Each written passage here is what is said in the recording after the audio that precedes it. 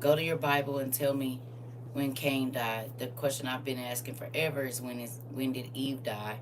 Of course, my students know the answer to that. Some of y'all might know it, but my students know the answer, and a lot of people couldn't answer it for us for some reason I ain't gonna say. But if you knew here, two things I need you to do. If you're a Bible thumper, I need you to go and look up when Eve died. It should be around between 4 and 6 in Genesis. You tell me. Uh you said it's not in the Bible. Okay. That's why I was asking.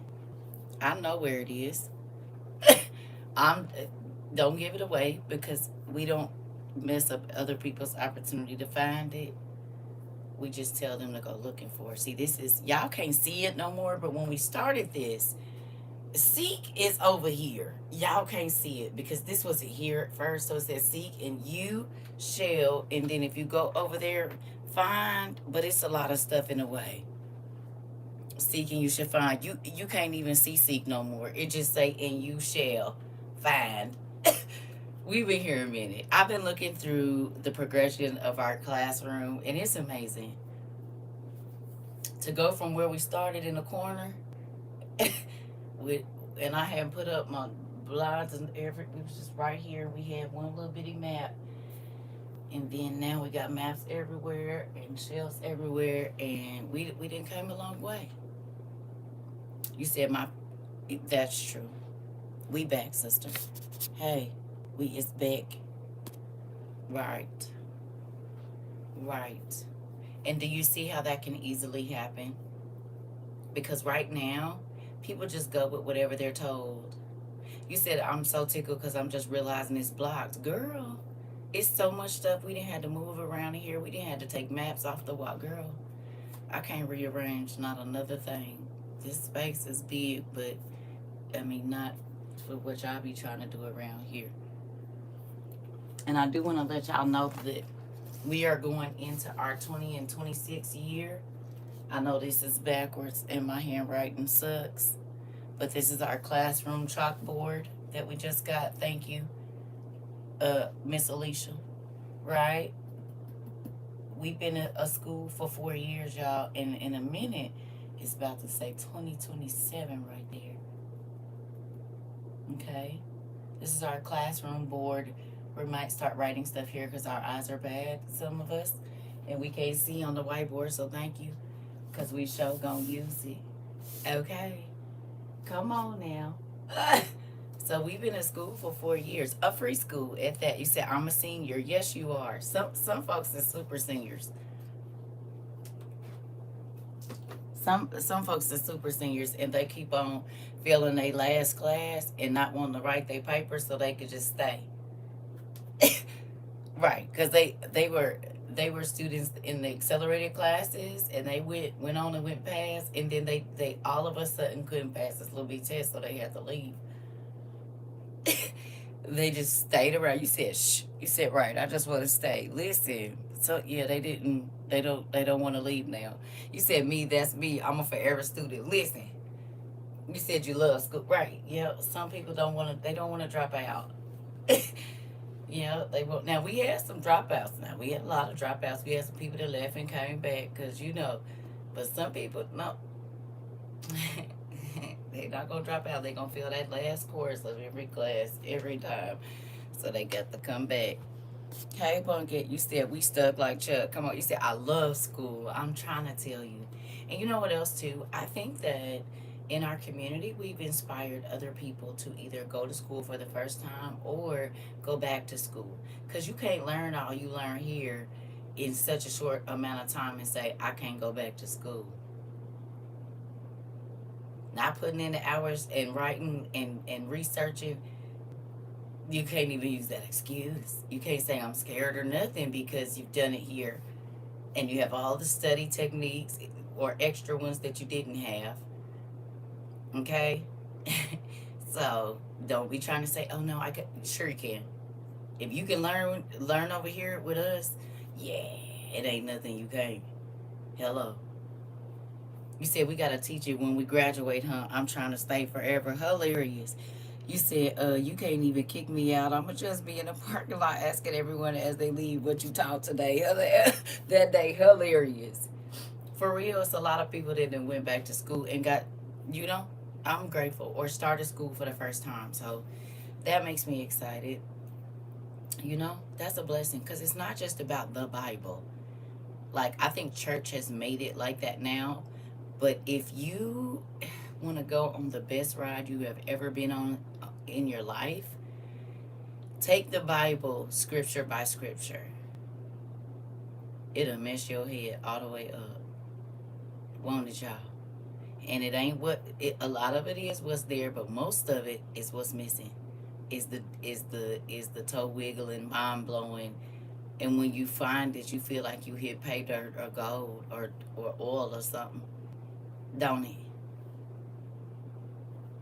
Not staying in that 66 and actually venturing out to understand what else happened. You cannot see the Bible everywhere you like everywhere like you be like, oh my God, this is the story of such and such. They should have put this in the Bible because this right here. Here it go, right here. There's a lot of people that are struggling with things that they wouldn't normally if they could read. Come on, precepts upon precept line upon precept line. This. Yes, here a little and there a little, right. You said, yep, being here takes us on a whole journey. It do.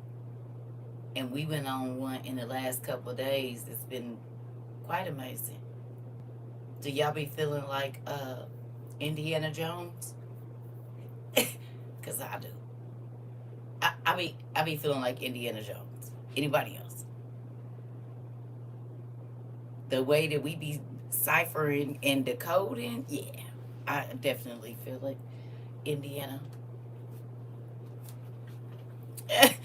Definitely feel like Indiana Jones, honey.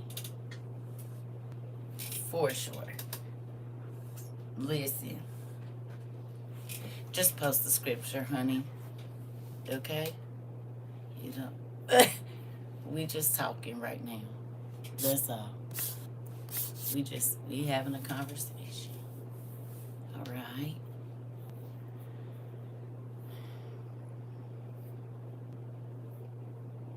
Your mind is blown. Gotta learn how to relax. You said the Bible is truly our history book. It is. It is. So, shall we? Y'all want to get this in real quick? You just gonna need your Bible gateway. Let's do it. Because I saw something today and it led me down a rabbit hole. Maybe some of you have already gone down it. If not, and you like to go down this rabbit hole with me, I say get your pen and paper, put your time and date on it, and let's go. Do you wanna? Do you want to do that? You wanna get on the yellow bus or no? Are you ready?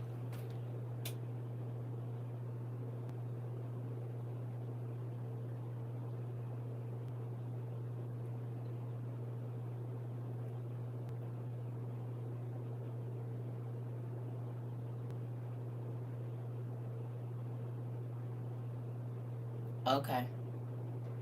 So,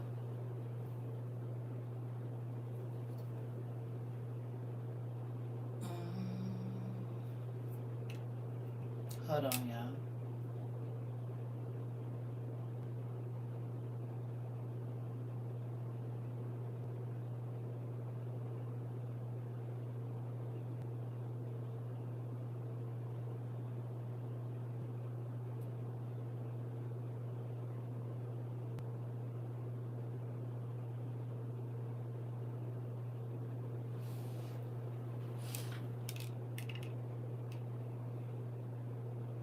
It seemed like right when I get on class, all my kids. You said I have my permission slip. Good job, because you're gonna need it. Give me one moment. All right.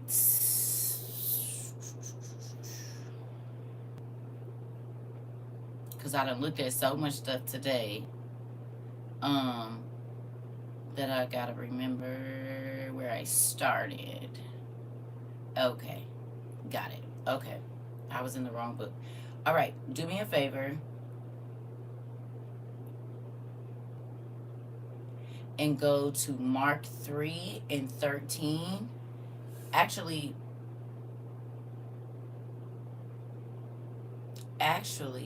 go to Mark 3 and 7. Mark 3 and 7. Hey, y'all. Hello, everybody I missed. You said, do you want to build a snowman? Come and let's go out and play. Come on, girl, because we about to go digging. You said, I'd be mad. I have to work 7-day shifts and some doubles, so I have to do rewatches. It's no fun without the class interaction. Don't say that. Don't say that. It is. It's okay. Life be happening. Y'all, the only reason I'm here every day just about is because I have to teach the class.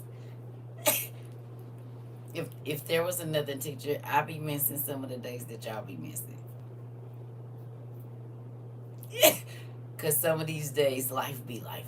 Do you hear me? And I have to cry and then get on here and say, okay, God, move my stuff out the way. Let's get this class on the road. So if there was somebody else, then I would be only... Girl, we only 4 days in. Did you hear that? She said she started a new journal July 1st, and it's the 4th, and she already passed half. Do y'all hear that?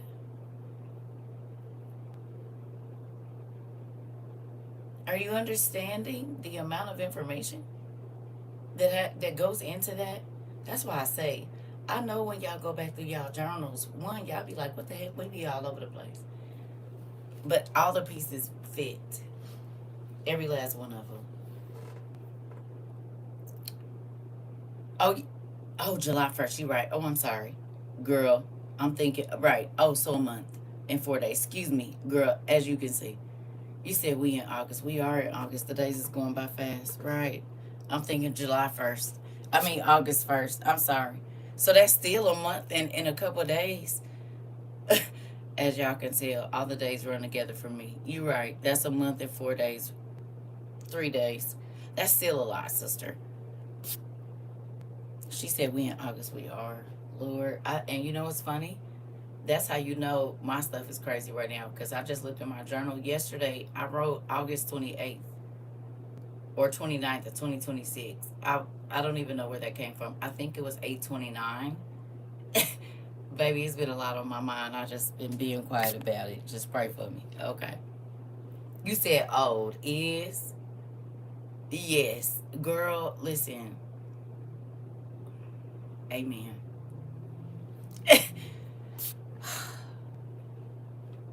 Amen.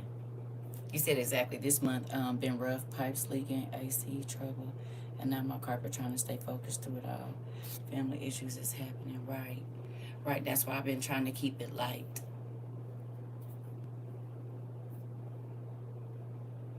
Have y'all noticed?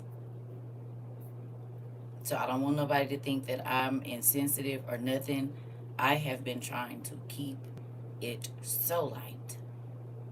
Have y'all noticed? We ain't talked about no heavy stuff. And when heavy stuff comes, I just kind of redirect the class a little bit. Have y'all noticed? It's not because I don't want to know, right? But I'm telling you, when I say I understand, more than y'all know. Okay? Y'all hear me? That's why I've been trying to keep it light, because I can't. And I ain't even gonna hold you. My phones have been on do not disturb, iPad on do not disturb. I got kids in another state. I can't, when I say I can't, I can't. Do you hear me? I can't. Phone's been dead. Once I get off of here, if they go dead, they go dead. Like, I cannot. I just can't. And I haven't been. Told my cousin, she called me. I'm like, hey, cuz, I'll call you in a couple of days. I don't even know if it's going to be a couple of days a week, a couple of days, 2 weeks. I don't know, but I can't just do this. I can't. And that's okay. It's okay. You got to take a break. You got to take a rest. One of the things that the enemy does is to wear you down. I can't. And it's okay. And it didn't used to be okay to say I can't right now. I don't have the emotional or mental bandwidth to do any of that right now. I'm not able to do it. I didn't used to be able to say that. Now I will withdraw, journal, do a puzzle, color, whatever I got to do, because one, if you've ever been in the army or an army spouse or whatever else it is, you know that exhaustion is how the enemy wins. Not only that, distractions and traps. And if you are not aware and understand strategy, then every single time you will fall to the enemy. Do you hear me? Is y'all listening? You got me? Hmm.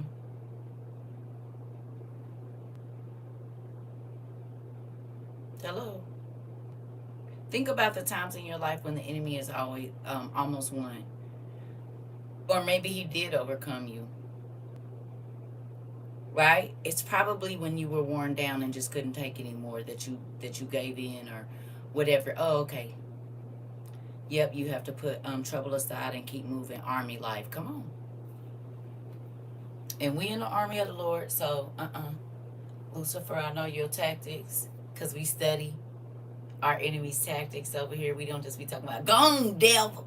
I rebuke you. Oh, okay. Yeah. Who are you rebuking? Tell me. Because the devil is not messing with everybody. It's whole legions of angels and dukes and earls and everything. So you might want to understand which ranking of demon, because they don't care about you calling them demon. They laugh in your face. That's like you showing up to a real battle with a water gun. They laugh at these fake Christians that don't want to understand, that don't want to learn the names, that don't. And so you're rebuking something and they're laughing. That's probably why we always see them snickering in the movies, because they know folks don't got no power because they don't study. Yes. You hear me? You always see them kiki at the, you mean the same way they did to them one dudes in the Bible? They went trying to call that, and that them demons put the foo fop on them, and they left them bloody and naked, babe. Come on. They said, Paul, we know. Who is you? Pounce. Yeah. Bet you won't do that no more. You said I'm just learning about the spirit spouse. Oh, the incubus and the succubus? Yeah, they're around. And there's more. But again, people think that's one spirit, and it's a group of them, just like there's a group of Liliths. Lilith is not just one person. She is a group, or they are a group of female spirits, the Lilithu. And a lot of people they don't know that. So they be like, Lilith and da-da-da-da-da, and blah, blah, right. Who is that there, Harpo? Listen, you said water gun and a pupil, right. Right. Okay. You said, and the symptoms of having one and how you open yourself up to it. Oh, if you want to go down a spiritual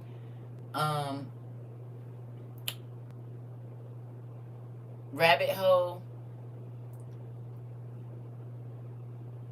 if you go to CERCA TROVA on Amazon, right, book list, and there's two. One of them is under disaster preparedness or something like that, I think.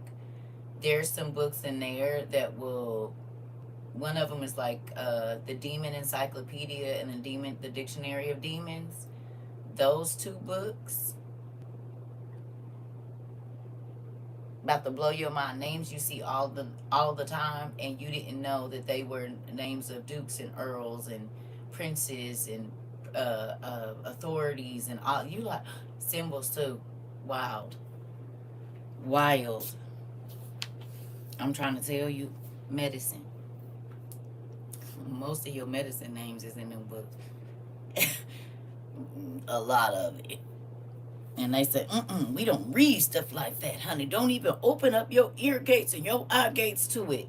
And the devil said, yeah, keep being blind. Keep being deaf. I need you to. I need you to not know nothing about the spiritual realm except for the surface of it, because I can keep attacking your family if you do that. I can keep attacking your lineage. I can keep attacking. Right.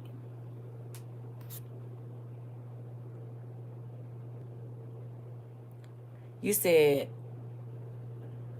it says I'm an author. What's the name of your book? I don't got one. It probably like the author of the. You know they do that on other social medias. If you comment or something, it's like the author of this post or whatever. I think that's more of it. I ain't wrote no book. Well, I did write a book, but it ain't gonna be published until I'm gone from here. It's my journals. Yeah, the book of Circa. Mm-hmm. And it's several different manuscripts all over the place because my kids got journals that I like notebooks that I gave them, and there was journals in there. Just like she's a female spirit. Look up Lilithu or Sadu from ancient Mesopotamia, and you'll see who the seduce. You know, you hear the Bible talk about seducing spirits. You said I'll give you $100 for a copy, Dean. Oh, my journals. Mm-mm. The kids gonna have to publish those. I gotta be gone before y'all see that.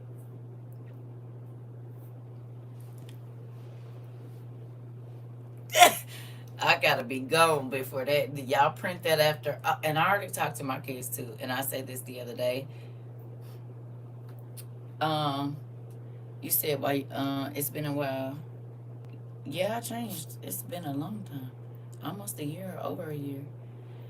Um. Anyway, we over here. Is y'all at Mark 3? Don't roll your eyes. Do not roll your eyes. Excuse me. No. Absolutely. Y'all done lived part of it with me for half a decade almost. Do you see it? Y'all done lived almost half a decade with me. And y'all see how crazy it be. So if any of you came here in doubt of maybe what, I'm sorry, girl, give me a minute. You see I'm over here. I'm thinking about where we gotta go and where we at. We going to Mark 3. I'm sorry. Okay. You said you stocked up and all of that. Good job. See, I wasn't as crazy, Crystal, was I? Kelly, Crystal. I wasn't crazy. When I got over here, people thought I was crazy. And they thought I was just saying stuff to be online, just saying stuff. That ain't how I move. And we still the same. We only looking for the truth, and that's it. You said you should definitely write a book. I'm definitely buying it. Right. I'm writing it every day, and hopefully you are too. Because if you journaling every day, you're writing your book. Hello.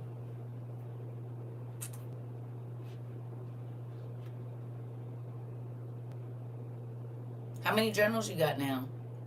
You could definitely write a book just from the information. If you've been journaling since you've been here, not every day, but very frequently, you have a couple chapters. Because if you've been writing down the things that have been happening and then what God came back and did, you got your own book. Hello. And you can time and date. Y'all hear that head pop out because I'm old. Y'all can, yeah. You can start your own book and you can do ebooks online. So while y'all want to read mine, I want to read y'all's too. Go ahead. What you waiting on? Right. What you waiting on? For real. You can go right on Amazon and start a book. So what's up? They walk you through the process. I think it's like $9.99 to start. It might be even free now. I don't know. There's plenty of websites. What you doing? And we got AI to do whatever. So because that's what they using to help you. I just want to know when I'm gonna get y'all first little chapter. And you can sell it for 99 cents chapter by chapter if you want to. Write a chapter at a time. What y'all waiting on? It's been 4.5 years. I think your book should be written by now. I got 99 cents per chapter, about $1.50. You know. You get your 300 people reading your first chapter. Well, there you go. Then you can write the next one. 99 cents. Go on and do it. $1.08, maybe $1.15 with tax. 21 books now, writing on napkins and receipts. You got 21 plus books in the last 4 years, T?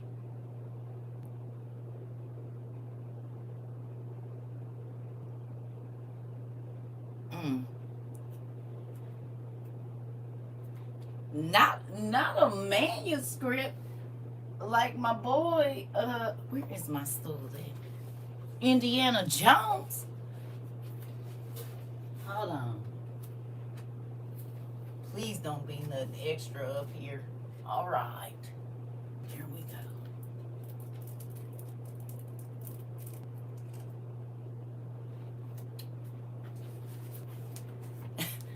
This our Indiana Jones pack, right? With all his little maps and yeah. If I go in here and it have anything to do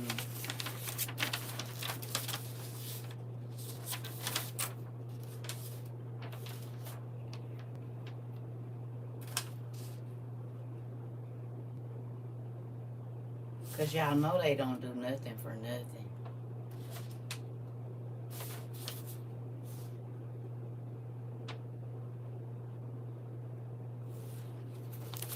Anyway, that just sent me down a whole nother thing. I think I need to look in here and see what they done had. Because y'all know all the stuff he used to be studying is everything we study right now. But y'all got y'all book like this. This how y'all, remember when I told y'all see, this is for educational purposes only. Y'all see y'all journal should look something like this. See, it's just random stuff in here. Drawings and arrows down. Your journal should look like this. Right? The scripture, everything you need in there. I ain't even really looked through this journal at all. But this is how your journal should be. Papers and drawings and things that you learn. Chapter 18, a starved soul crave anything for intimacy. Come on. Come on, Mari. Listen, in real life. You said, I am, but not one telling me. You said what? You said I am. One not telling on me, till I'm a God, hilarious. You said I just had that thought. At the same time, when you saw that map, I'm trying to tell you the drawings are is good. That's okay. My journal's like a scrapbook. Exactly. Exactly. Do you hear me? It should be. It should be all of the things and pieces that God has given. Because if you take notes in class, I don't care where we go, you will have a page at the end of it. At least a half a page, depending on how you take notes. In real life. You should have. Okay? You should.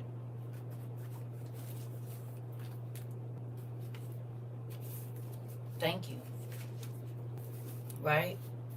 So y'all want my book, get y'all's together. Please and thank you. You hear me? I'm waiting on y'all books too. Thank you. Go on and grab them. Go on and start. Listen. Go on and start. So, did y'all time and date y'all paper? Yeah. Did you? Yes.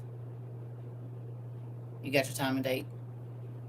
I need you to write down, okay, really quickly, 4 things that you've learned in the 4 years or 3 years or 2 years that you've been here, right, that were mind-blowing to you. Okay? And then draw a line from that and make a little sentence or note about where it took you. It could be biblical, it could be, whatever, medically, whatever it is. I need you to write down 4 things that you've learned since you've been here in your journal And then write a little note and say kind of where that thing that you learned, like what did it help? Could you use that information to help somebody else? Like what was the benefit of what you learned? Like don't put it here though. I just need you to put it in your journal, please. And then I'll be right back, and then we about to go somewhere. You can say that you used it to help somebody else, right? Wherever, just four things. I don't care what they are. It might be that another country did something and you were able to use that information. Whatever it is, four things that you learned in the 4 years that you've been here, and then how that affected your life learning that specific thing, basically. Okay? Y'all got me? Okay? I'll be right back. I didn't grab me no water either. All right. You can tell I had a good nap.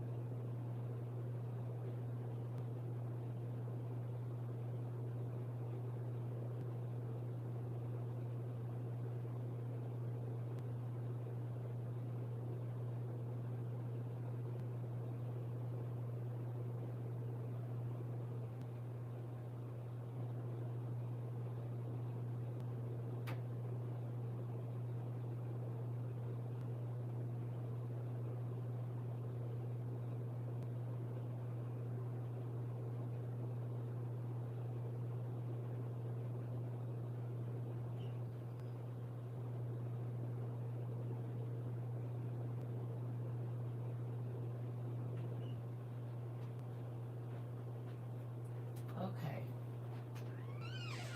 Sorry, y'all. I know I be drinking a lot of liquid. Okay.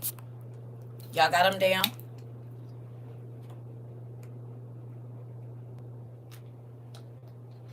Y'all got them down?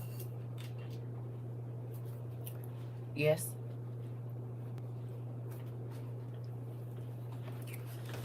Ooh. I don't know why we've been having these late classes. The schedule is just way off. Y'all got everything down? No? Yes? Maybe so?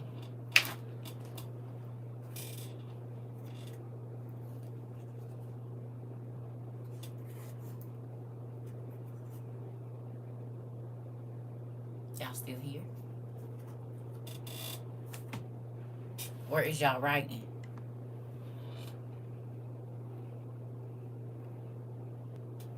Alright, that's gonna drive me. I love this. It's missing. You said, is there anyone that can help me find where I can see the writing in her books?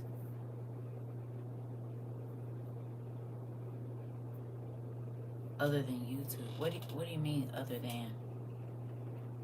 I don't understand. We got Substack, but it's still the same thing.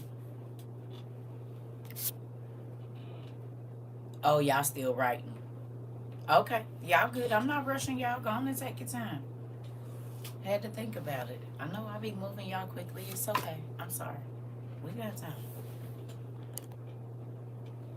What you say? Don't ask us to go into detail, and then when we go into detail, you telling us we taking too long. Y'all in doctorate classes now. I thought, no, I'm just playing. I'm messing with y'all. I'm gonna let y'all take y'all time. Don't rush.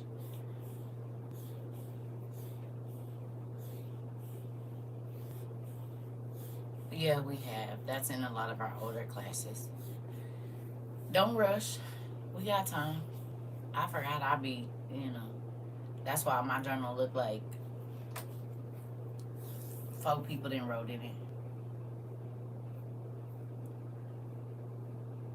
Oh, yeah. No. The only place I can turn it around is here.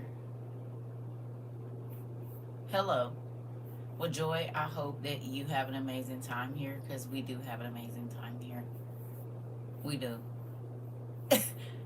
Yeah, we do. And we getting ready to just this evening, if God has anything to do with it.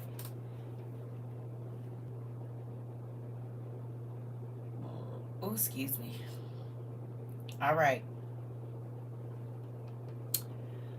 We going 1 more minute for your journal entry this morning or this evening, depending on where you at, and then we're gonna get on to something else. Okay?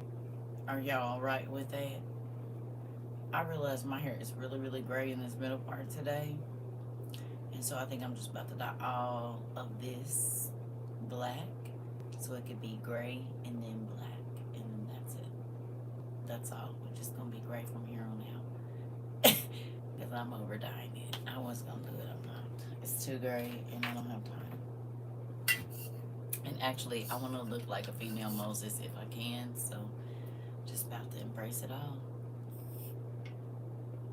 That's it. That's all. That's what we're doing. Whenever y'all get done, I don't be on here like that. I don't be on here like that because my class is restricted over here.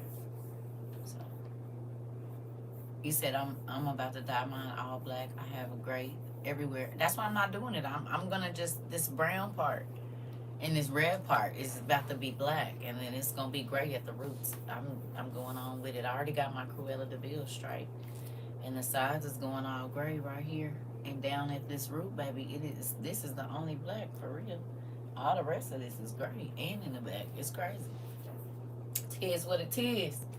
I'm a grandma, honey. I guess I gotta just embrace it finally, cause I ain't dying it no more.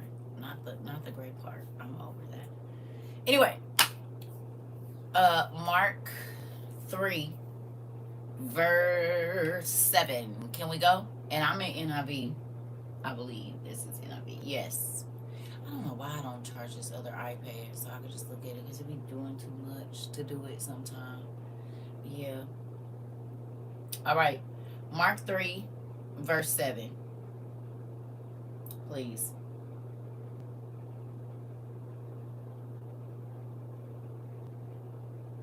Y'all ready? NIV, Mark 3, verse 7. Please. Say yes when you over there. So I know y'all over there and not sleep. Hello. Okay. Come, hey. I don't know if I should be saying good morning or good night. It depends on where you at in the world. Okay. Don't worry about it. Don't worry about it, sis.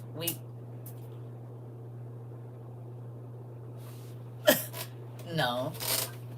We don't do that kind of stuff around here. We stay where we're told. That wasn't a good place to put it. Stay there. No, we're not doing that. Okay.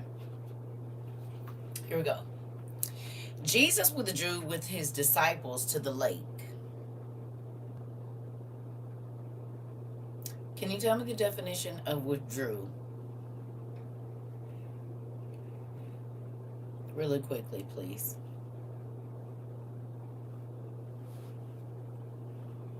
To isolate. Interesting. What else?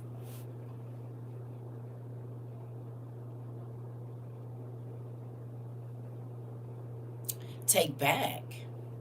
Interesting. What else we got? You're gonna need your Twitter fingers tonight. To remove. Okay. What were we just talking about? And y'all didn't even know where we was going. Withdrew is the past tense of withdraw. It means to pull back. I'm sorry, to take back, to pull away, to remove, or to leave a place. Interesting. You said wander, set apart, remove. What was we just talking about?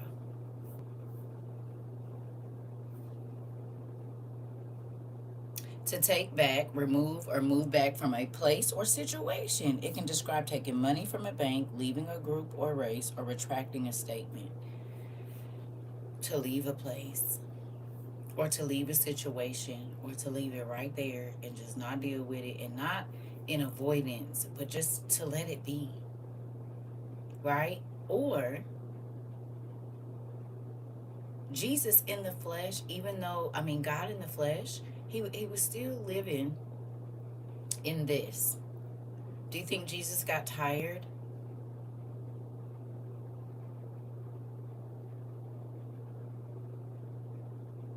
This is a person that could probably hear everybody's thoughts simultaneously, like Professor Xavier once he put that helmet on. Do you think he got tired? Do you think maybe in his mortal body sometimes he was overwhelmed?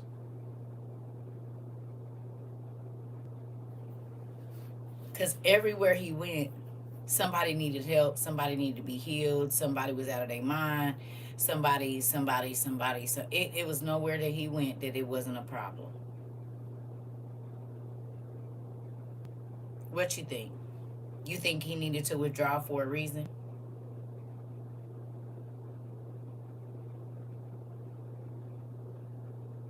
Hmm? Very mentally draining. Very much so. Okay. So don't ever let nobody make you feel bad about needing to withdraw. I don't care if it's just to go take a hot shower, turn your music on, and sit in there and let the water run on your head, run on your face. Don't say a word to nobody. It's okay to be quiet. The story of virtue leaving his body to heal the lady with the issue of blood. Exactly. Exactly, Mari. You heard me? It's okay. It is okay to not talk for 3 hours and not say nothing and no. It's okay. Your body has to recharge. Turning away from one's gaze or thoughts. Listen, it's a real thing that you need to be able. The Bible doesn't talk about stealing away for no reason. You said, "Woo, you don't know how I needed to hear that, girl." Listen, it is up. We about to see. Maybe God knows that a lot of people is at their point, so that's why we doing it at 11:22 at night. Here we go. It says, and a large crowd from Galilee followed. So Jesus tried to get away from the crowd, and the crowd came where he was at. Did you read that? Right? Him and his homeboys tried to sneak out, and as soon as they snuck out, the crowd came where they was at. He was trying to get some rest, or just a little rejuvenation for a minute, just quiet maybe. Huh? Just to think, just to pray, just to eat, maybe. Who knows? Right? Look, when they heard about all he was doing, many people came to him from Judea, Jerusalem, Idumea, which is where Job is from, and the regions across the Jordan and around Tyre and Sidon.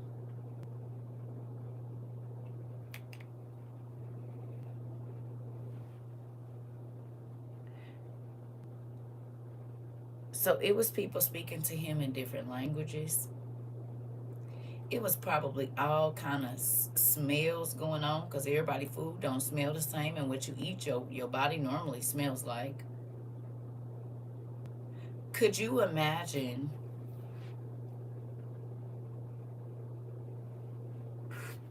the weight that he's carrying with people yelling his name? Thousands of people, not just 20, not just 30, not just 40. It could be 6 7,000 people trying to get just to touch him, to look into his eyes, to have him lay their hands on him, pulling on his clothes, asking him questions, asking him to heal their kids. Just take that into consideration. So the people were like the paparazzi. Come on. Okay? And this is day in and day out. No break. How would you feel?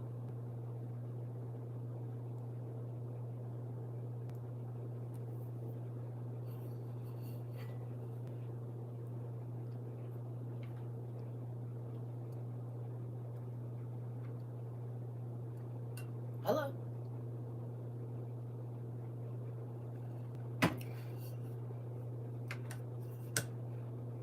Put yourself in Jesus' shoes. How would you feel?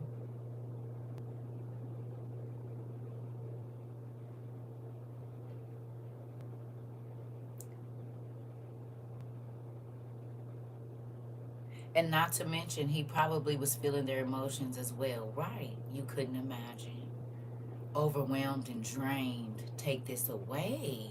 Interesting. What y'all got? Irritated, mentally exhausted. Hmm. Do you ever put yourself in Jesus' shoes? Not trying to be God, but just to understand a little bit of the weight that he bore for all of us, even that hadn't even been born yet.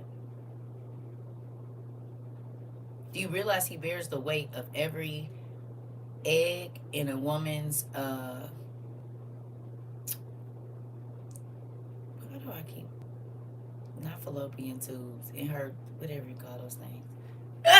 Well, I can't think about what that's called, and I've been talking about it all for the last, y'all, this minute. Ovaries, thank you. I don't even know why I can't remember that I have them. And then semen as well. Y'all, that's been real crazy. When I tell y'all this menopause mind is minding, it is, y'all pray for me, but it's a lot going on. So then, I don't know. Anyway, the ovaries and semen. Do you realize that God has, Jesus bore the weight for even those eggs that are in you and the semen that is in you?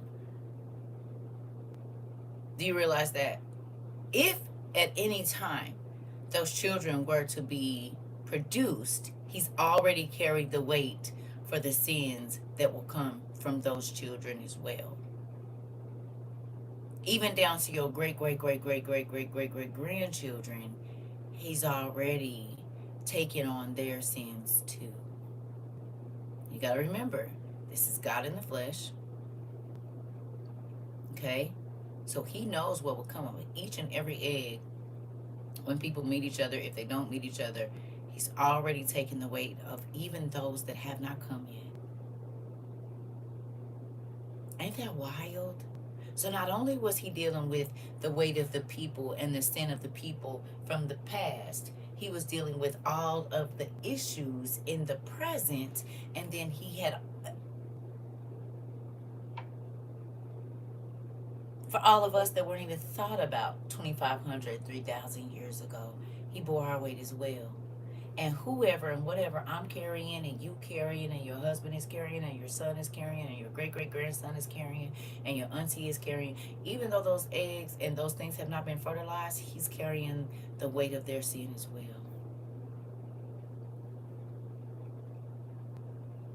He carried it to the cross. He died on the cross for that. You said that's why he was a man of sorrows. Yes. Ain't that crazy how we don't think about that? Or maybe y'all do. But really, really, really take that in. Look at all your children And look at their age. You can Google at the age of 35 how many eggs are in your ovaries, how many, what's the sperm count of the day, blah, say, skip. Y'all don't think this is important, but each one of those things is a person. You said, I love y'all fam so much. I've just been trying to watch. It just keeps glitching. We don't, I'm sorry. I don't know what to say. I don't want to say go out and come back in. I don't know sometimes, but what I did get to see, he said so many movies like Lord of the Rings, The Matrix, X-Men, countless others. Sorry, I know that's off topic, but I just wanted to say hi. Um, Yet if I'm not hearing it live, he said in the spirit, I will get to see it. I love you, Sarah. It's okay. Y'all know. You hear me? So when you think about the price that he paid, it's for the people that haven't even been born. It's for the people that were aborted. It's for the people that miscarried. It's for the people, even though he carried everything for everybody. I love you, Sarah. Listen, y'all know I don't know. Y'all know they playing. We trying. They glitched us all the way out. My stuff was, it's just been what it's going to be. We just got to get in here. That's why I've been over here, over there, over here, over there, over. I'm trying my best. I'm trying my best, y'all. Okay? So think about that. When you think about the price that Jesus paid, it wasn't just because people think, oh, just for the living. No, it was for everybody that could have lived too. You hear me? I love you, honey. Girl, you are so silly. I love it. Do you hear me? Re- Let that go through your mind sometime. Hey, D. Okay? Thank you, Jess. It's a real thing. Okay? It's a real thing that he carried a weight, and he was carrying a weight of the present. He was carrying a weight of the past, and he was carrying a weight of the future. That's a lot for one person.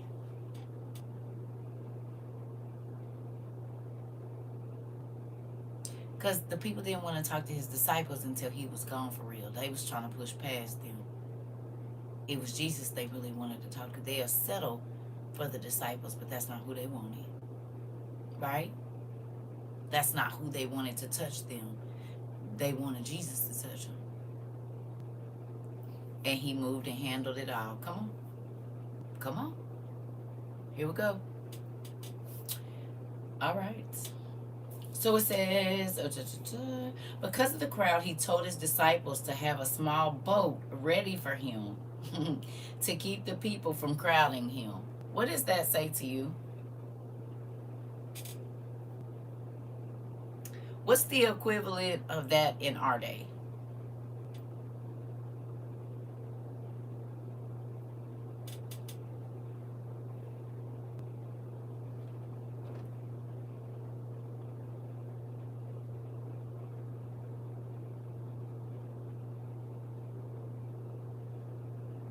Being famous.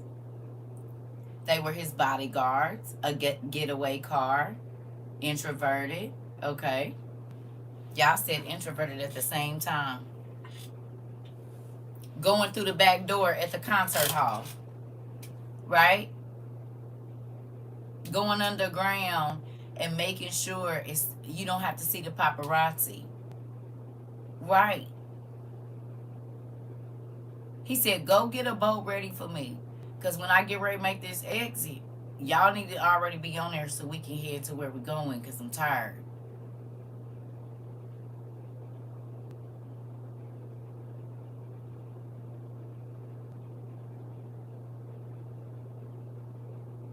You ever feel like you wish you could just slip out the back and nobody know you gone because you just need a minute? You ever been at a family function and while everybody is in there, you inching your way to one of the doors so that you could just get out to the car and just have a minute before you go back in and be around the family?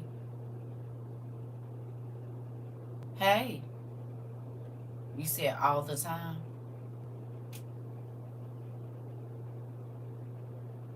Did you know that Jesus used to feel like that? Thank you, Jess. Did you know that he used to feel like that? You said, I'm sure it took a lot out of him in every kind of way. Sarah, Wild, right? The Savior was trying to get away from people. Telling people, had a car ready, nigga, because when I come running, we about to hop in and skirt out, nigga. I gotta go. Roll faster. You said that's pure, that's pure putting, you said that puts it into perspective of why he ain't trying to hear nothing. You said you trying to say to him when you haven't forgiven someone. You said don't even understand the weight of that person's life to even be mad. That part. Roll faster. I'm trying to tell you. In real life. Yeah,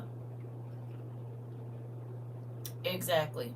You said Jesus was saying, hit the left real quick. I'm trying to tell, we don't think.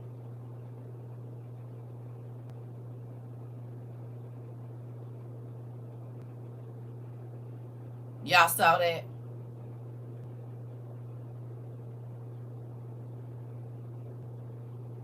That's a touch lamp. And it has never done that. That's a touch lamp.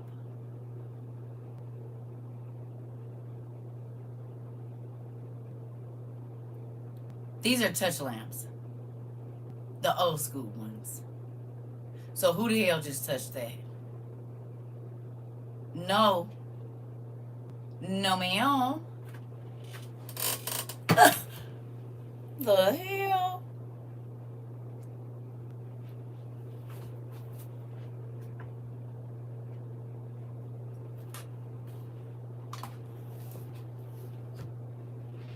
It's a touch lamp, honey. Look.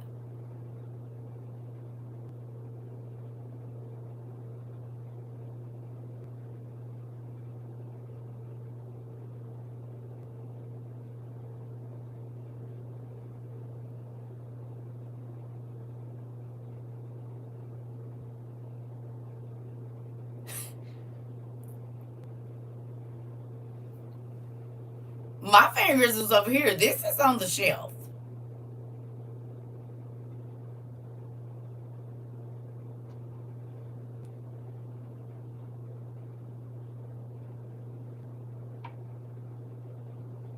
Uh-uh.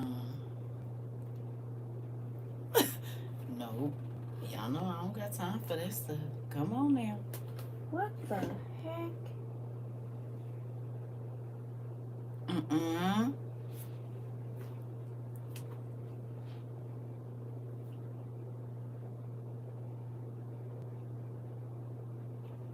If y'all don't believe me, here go the other one. These is touch lamps, honey. That's what those are. Those are not.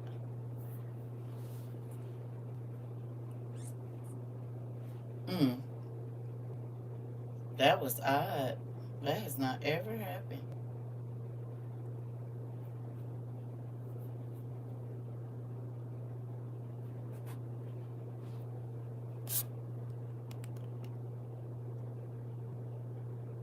And that's a lot of touches to get it to dim. And it said, and I'm the only nigga in here. And clearly I was sitting in a chair. And y'all know where that is. Yep, no, I'm not going to be doing none of that today. Mm-mm. Mm-mm. That's wild. We've been using these for a minute. That has not ever happened. And right before that, that little thing fell off that shelf. And then that. We're about to move on. Here we go. That's odd. Mm-mm-mm. Yeah.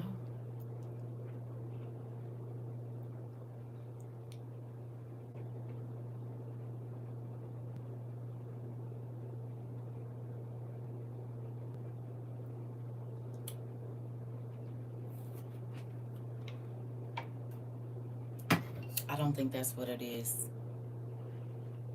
I don't think that's what it is. Who remembers me telling y'all that when certain things was around me, the lights and stuff used to do certain stuff when I lived with people? Y'all remember this? Who remembers me telling y'all this? And my friend came on here and told y'all about the orbs that showed up and all of that, right? Y'all remember this? I told y'all this in the beginning.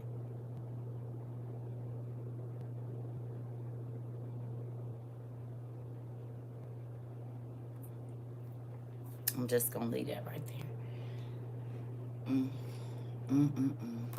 Okay, here we go. That's wild though. Mm.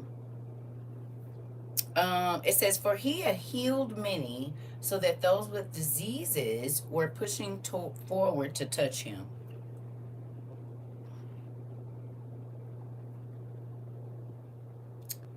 Remember the what?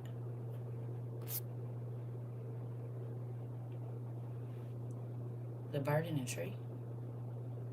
Girl, I don't know. We about to leave it. Here we go. All right. Uh, for he had healed many, so that those with diseases were pushing forward to touch him.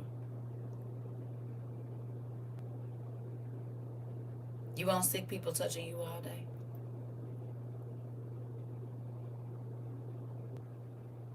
Some of these people had leprosy. Some of them had blood diseases. Some of them had mental illness. Some of them had all kinds of stuff. And the main people, you said, can you imagine all them hands coming towards you and trying to touch you?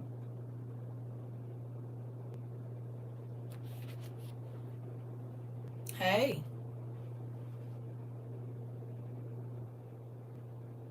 would you be a little irritated if it was 4,000 sick people around you?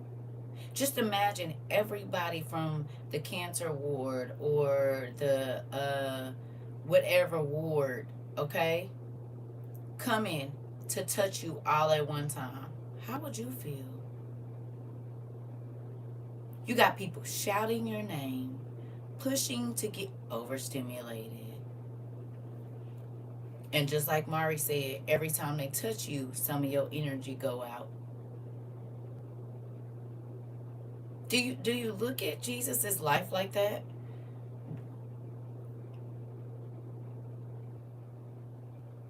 We said terrified 2020 would be nothing in comparison. Come on. Come on, Sarah. You said and don't necessarily want you. But what you have, you said, but what you have and carry. Exactly. Hide, overwhelm. You said I'm an empath. I can't even imagine.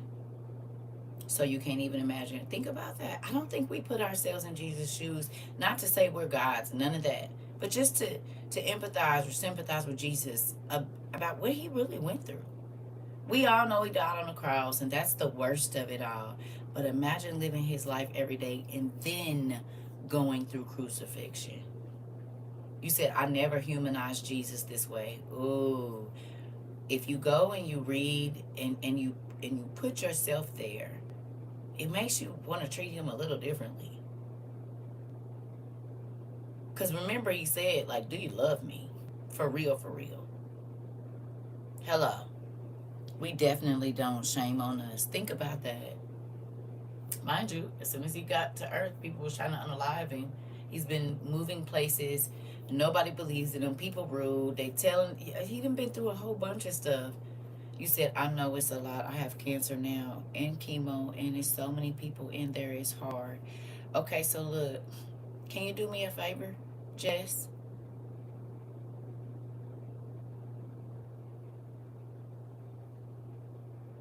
Can you do me a favor? I need you to go to Amazon, and I need you to look up Sherry Rose Shepherd. She has devotional books, right? I need you to grab one. There's one that has 500 pages. It's a good one to have. It kind of falls apart. And then if you run into men that are there, there's a book called Devotions for the God Guy. Devotions for the God Guy is one book. And then Sherry Rose Shepherd is the other lady. If you can just buy one of those, the one for the men and one for the women, okay? And when you see a person, if you're in the I went through a cancer thing with my daughter, and I had these not these specific books, but I had ones that were similar. And when I saw people getting bad news, when I saw people going through things, I would just ask them to give me a number between whatever the page numbers were. And God would speak to their heart every single time. So maybe God has you there for you to be a light and a beacon in that place, even though you're going through what you're going through. Okay? And sometimes it can take the weight off of like you thinking about your situation and what is going through, because I was going through craziness when my daughter got diagnosed. You hear me? I'm talking about financial. It was just like, it was like a movie. Everything was like a movie. And God told me, don't focus on her sickness. Don't focus on your financial situation. Don't focus on nothing. I need you to focus on my word, right? And I need you to be this beacon of light every day, going into these hospitals and going to the Proton Center and all of these different things that we had to do, right? Going to the ophthalmologist and we waking up at 4 o'clock in the morning. We going to the doctor all day till 9, 10 o'clock at night, and we got to get up and do it again. I'm telling you, crazy, right? So get those books if you can, okay? And one of the things that I learned is this: when you sow seeds of healing into others, God sends healing your way. You hear me? And sometimes it's not a healing of the body that the parent or whoever the spouse is looking for. It's just they need their mind to be okay so that they can be there for their loved one or whatever else it is. I don't know why. Get you some devotionals. Man and woman, even the doctors, you have to think they see this all the time. You know, they see, kind of like Jesus, they saw sick people every single day, and people think, oh, they're the doctor, this shouldn't affect you, this is what you chose to do. Hello, God gave me a gift, I'm gonna use it. That don't mean I'm human. I'm gonna be affected by seeing a person get sick or seeing a person go through, you know what I mean? Unless your heart is completely cold, right? So that might even be for your doctors or the doctors and nurses that are around you, because they're going through stuff at home, even though they have to come to work and do that. So I don't know what's going to come from that, but I'm interested to see. Serving others is the best medicine. It is. Okay. Okay. I think everybody has. You said, and study the story of Abraham praying at Abimelech's house, and God healed his people in Sarah's womb. So definitely, you said, not sure if I'm an empath, but I stay away from people because I feel things and know when they're not okay. Yeah, that's why I don't let people touch me.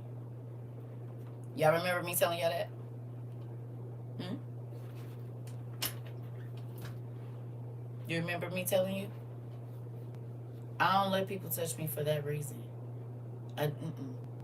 Because I can walk past people and feel their pain. I don't want that. Like, all of a sudden my knee hurting. All of a sudden I got a sharp pain in my stomach. All of a sudden my elbow. Like, no. I'm not saying I don't want the gift, but it'd be a lot. And I'll be mentally and emotionally exhausted in real life. You hear me? In real life. So, here we go. It says, whenever the impure spirits saw him, they fell down before him and cried out, "You are the Son of God." But he gave them strict orders not to tell others about him. Hmm. Hmm. So, when I tell you our class sometimes is wild, spirits announce their presence when the Holy Ghost is around.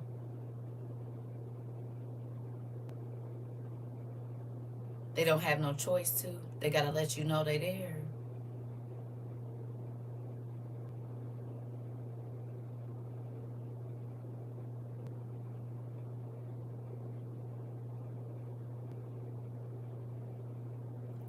Wild.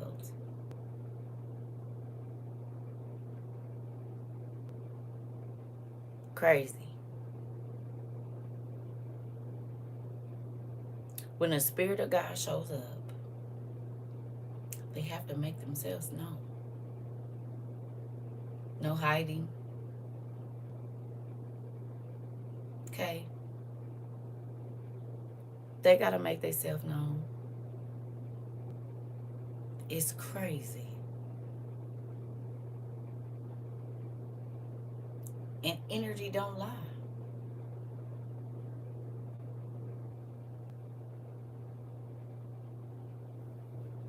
You wonder why certain mentally ill people start to speak out around you? Here you go. Seem like the mentally ill people always somehow come sit by you. Oh, and start telling you what's going on. Oh,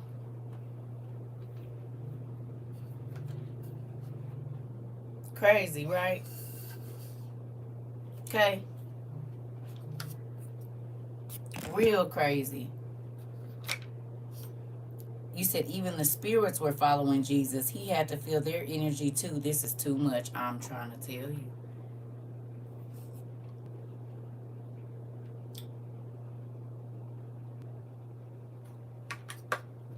Wow, right? Real crazy.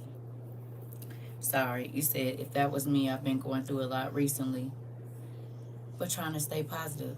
What you, girl? We ain't talk. No, Sarah, don't make me. Give me your arm. Give me your arm. Give me your arm. Put it up. Give me two of them. I'm gonna hug you, and when I hug you, I'm gonna pinch you like this, right here. I'm gonna hug you, but I'm gonna pinch you back right here on both sides. On this side too. Right. Mm-mm. I'm gonna hug you real tight, and then I'm gonna pinch you right here on the back part. Yep, don't even worry about it. No. I just told you we all heavy. Listen, we are in warfare for real. Okay. Can I ask y'all a question? If I got up here and played church with y'all, do you see how that would be a disservice to you?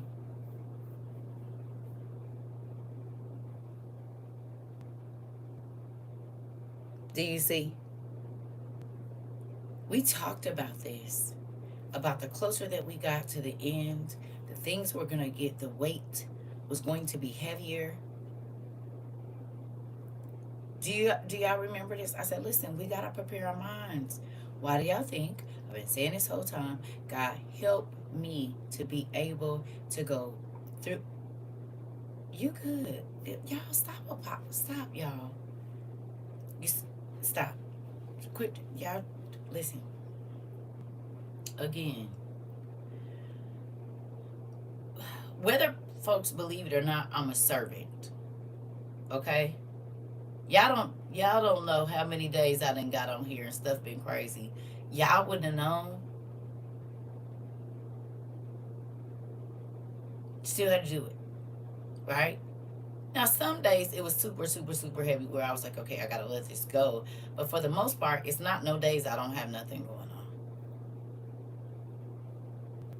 Still gonna come in here and teach. Because that's my job. Outside of even TikTok, I'm still gonna teach. I teach every day, even when I don't want to. It's plenty of days I said I don't want to get online. I don't want to answer my phone. I don't want to talk to nobody. Thank you. I don't. Okay? But I'm gonna get up here. I'm gonna do what I gotta do. Okay? Don't feel bad about saying that you're going through stuff, but when everybody is heavy, y'all, I just try to redirect it. It's not that we still not. Y'all know I prayed for everybody this morning. I try to pray for y'all every day.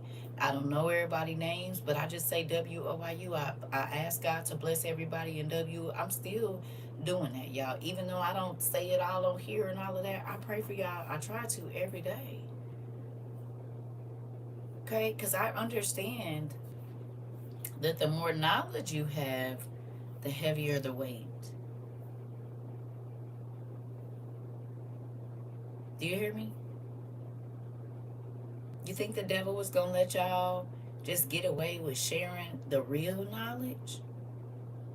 And he wasn't going to come for y'all head? Why you think we putting on the armor every day? I can't, I don't know every single one of y'all situations, but baby, I've been walking around with these loads for a minute, and the devil attacks me because we have information that other people don't have. You said, I remember you said when you were walking the right path, he will come for us hard. Right. Well, he ain't gonna fight nobody that's working for him. He'll give you a little trouble, but you working for him. He needs you to keep working. If you're working for the devil, what good does it do for him to fight you? He only fight the people that's actually knocking down his kingdom or putting roadblocks in people's way or walking away from things and showing other people how to walk away from them or whatever else it is, showing kindness or cheer or whatever it is that you have done to change your life. It doesn't matter if you know that people are watching or not, they are. And Lucifer is very angry, him and his brothers, because they need us to spew the other stuff. You hear me? They don't want people understanding. You got to realize if y'all share anything that you learn outside of this class, in this class, but it helps a person get that much closer to God, do you actually think that Lucifer wants you to be happy? We are snatching souls. God is using us to snatch souls from the door of hell, y'all. When people go looking for all of the stuff that they be looking for, you hear me? Now they're asking questions, asking God, like, well, wait a minute. Well, maybe he is real, or whatever it is that you all are sharing, you all are leading people to Christ. Do you hear me? Y'all are leading people to Christ through your suffering, through you not popping off, through you trying to do the right. Do you get this? Y'all are showing people the fruits of the spirit. Hello. You thought that was going to be easy. It's not. It is one of the hardest things you will ever have to do while living in this skin sack. I promise you that. You said it's very hard when it finally lands on your doorstep to keep it cool and know God had.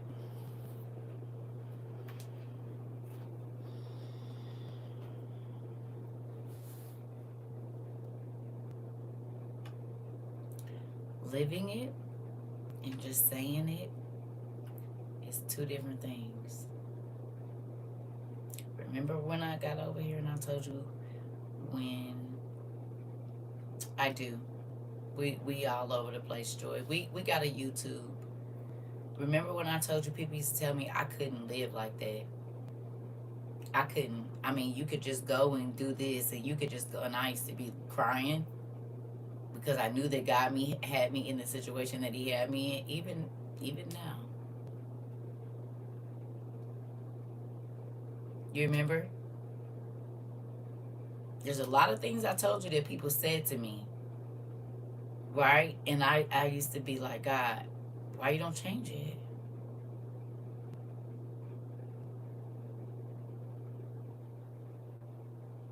You can change this immediately. Why you don't? But I realized, I didn't realize that there was people watching me to see if I was really going to apply my faith.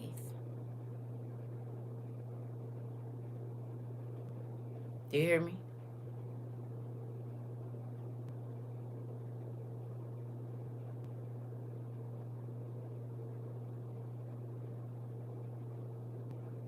It's good to say you have it. But when do you apply it? Because think about it. What we're getting ready to go into is nothing but a faith walk. When we can't go into the store and buy, when we can't go to the gas station and buy, when we can't participate in paying our electric bill and gas bill because we don't have that specific type of uh, payment system, Y'all don't think that's going to require faith? To go to a water vessel and know for a fact that the water in there is toxic, and to believe that God can make it safe enough for you to drink in the times that we are going into. Do y'all think that's a faith walk?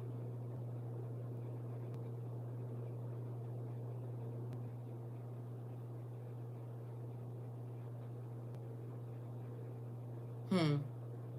To believe that God can stop a beam when somebody is at you. You said when push comes to shove, when you reach that threshold, hands up. Come on. Come on. It's a real thing. It's harder to live. It's easy to say. And for over 30 years, he's basically made me live on faith every day. That's all I have. That's it. Y'all didn't watch me do it for 4.5 years.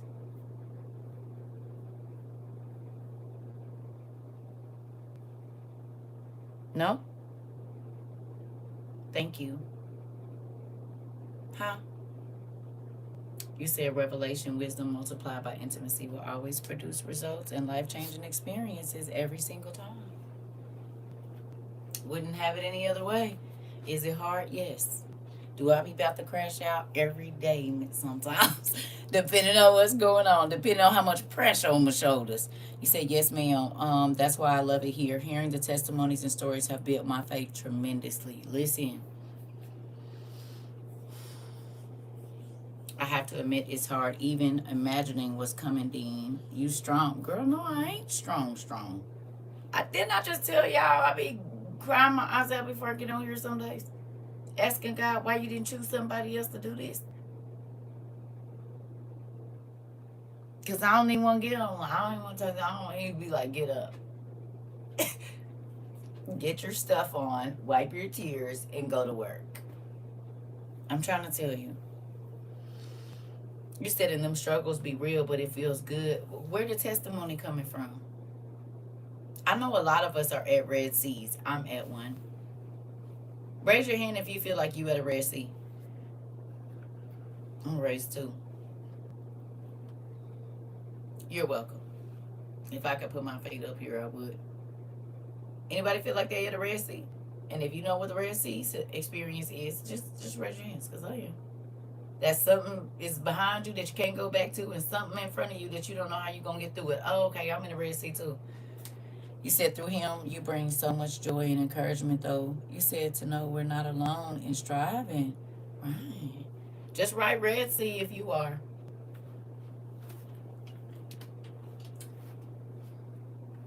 While I run to the restroom, do me a favor.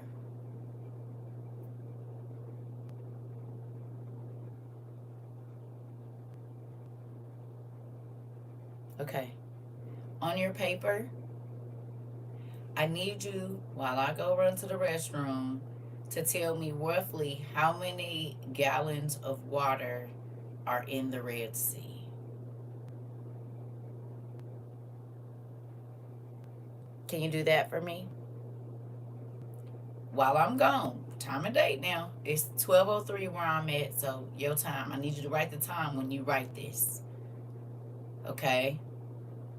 I need you to go and write on your paper approximately how many gallons of water are in the Red Sea. Thank you. I'll be right back. And you're going to see something when I come back.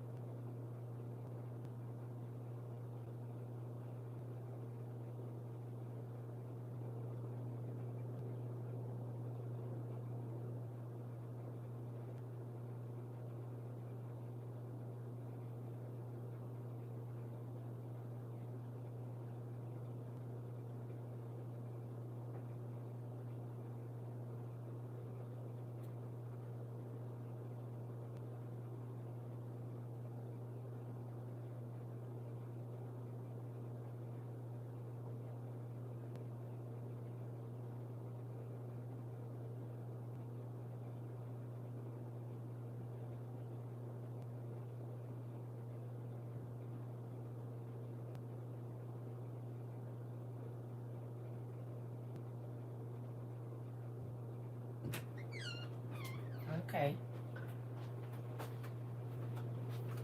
Got it? Google says 61 trillion.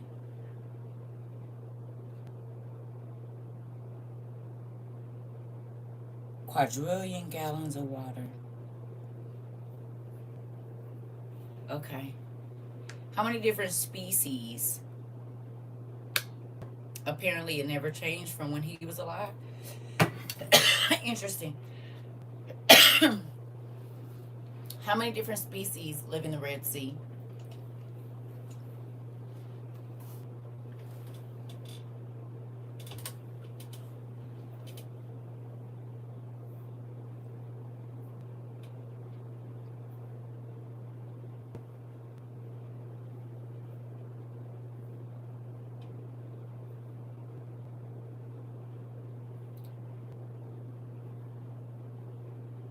61 trillion animal, 6K plus.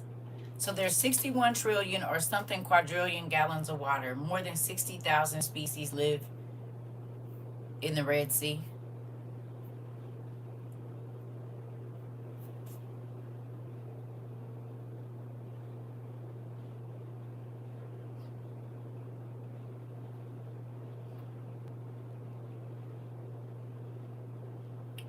Yes, what, Mr. Hardy?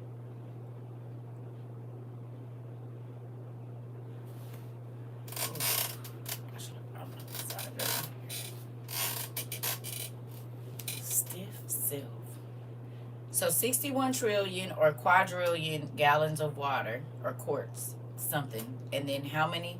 The Red Sea's underwater ecosystem is home to over 300 species of coral, 2,100 species of fish, and 10% of which are found nowhere else in the world.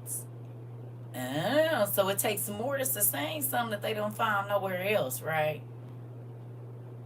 That's what you're telling me? Normal waters wouldn't sustain those 10% of those fish that are in there, is what you're saying. If they put them anywhere else, they probably wouldn't survive.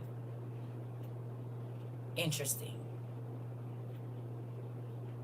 Okay.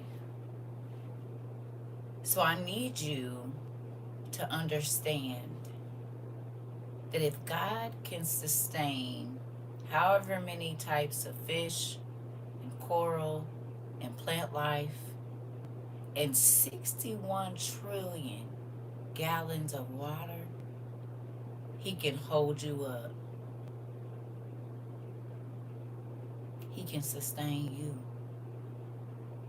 It don't matter what you had before, and it don't matter that you don't know what's ahead of you. If he can sustain 61 trillion gallons of water and make that stable, he can do that for you. He can make the land that you getting ready to go across dry. You don't gotta know what's on the other side of the Red Sea. Do you just want to go back to the other place where you was already complaining? You was already not happy in Egypt, remember? It was draining your energy, and you felt abused, and you felt overworked, and you felt whatever it was, taken advantage of. So if he can sustain, it might only be day by day. He might just give you enough. Maybe he's taking some of us through the manna process early.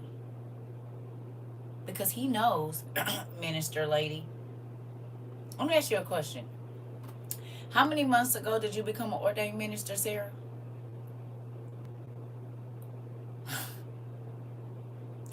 Tell me how many months ago you became an ordained minister, girl.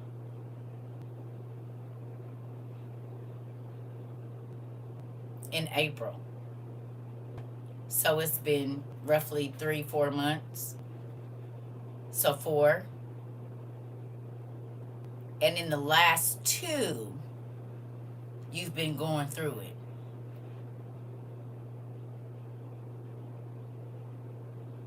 Is that what you're telling me?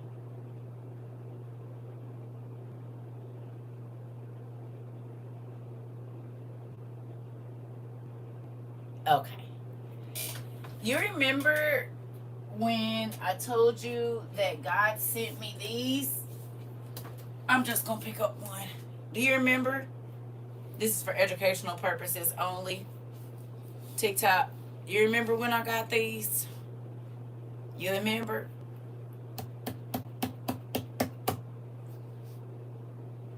Y'all see how big this book is? It's almost my whole torso. It technically is. You remember? You remember I said, God, why are you giving me these? I never knew they even existed. But remember, right before these showed up, one day I was in the bathroom with my homegirl, and we was making and baking.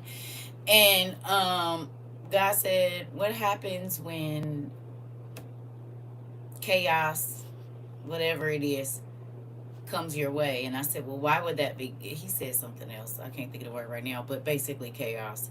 And I said, well, I'm not out here being grown. I stay in the house. I'm taking care of my kids. I'm fasting. I'm praying. I'm like, I'm studying my word about 18 hours a day. Doing Bible studies. I don't understand why chaos will come this way. I'm doing everything you asked me to do. He said, well, what you going to do? This was like January of 2014. Okay? Early January, whatever. And I said, well, I don't know. I just pray that you take me through it. Hey. And then these showed up. Like January 28th or something, February something. Okay? And all the people around me that were ministers was like, that's odd. I said, right. Right, I don't know. And at first, I was happy to have them. And then I was scared. I said, God don't give out gifts like that for nothing. Not in my life. If he sends stuff like this, get ready. Because there's something coming your way. You okay? And so my friends was like, you crazy, Abby. And I was like, nah. In that same month, my daughter got diagnosed with her situation. But he had told me optic nerve, remember, 21 days or so, 7 days, whatever the time, 7 days before he said optic nerve. But 21 days before that, he said, what happened when chaos strike your life? And I said, well, I ain't out here doing it. I mean, I'm doing what you're asking me to do. And he's like, yeah, but what are you going to do? Are you still going to trust me? Mind you, I had just lost my apartment. Moved in with my neighbor who became my friend right before this all happened. Me, my 2 daughters, her 2 daughters, and her niece was in a 1-bedroom apartment when my daughter got diagnosed with optic nerve glioma. My business dreams had just went down a drain. I went from, y'all know the story, listen now. I had just been meeting with crowd investment folks to get the money to get my business out the ground. And now I went from that to now I'm sleeping on somebody's floor within a month. None of this makes any sense. And then a month after that, my daughter gets diagnosed with a rare, what they call, condition where she has a tumor between her eyeball and her brain. And they're telling me that my baby's eye is going to be pushed out and she might not have children, and all in 30 days, babe. And so then I was looking at things like, I don't even know if I want them, because I told y'all, and I told my friend, I said, didn't I tell you he don't send stuff like this unless something is coming?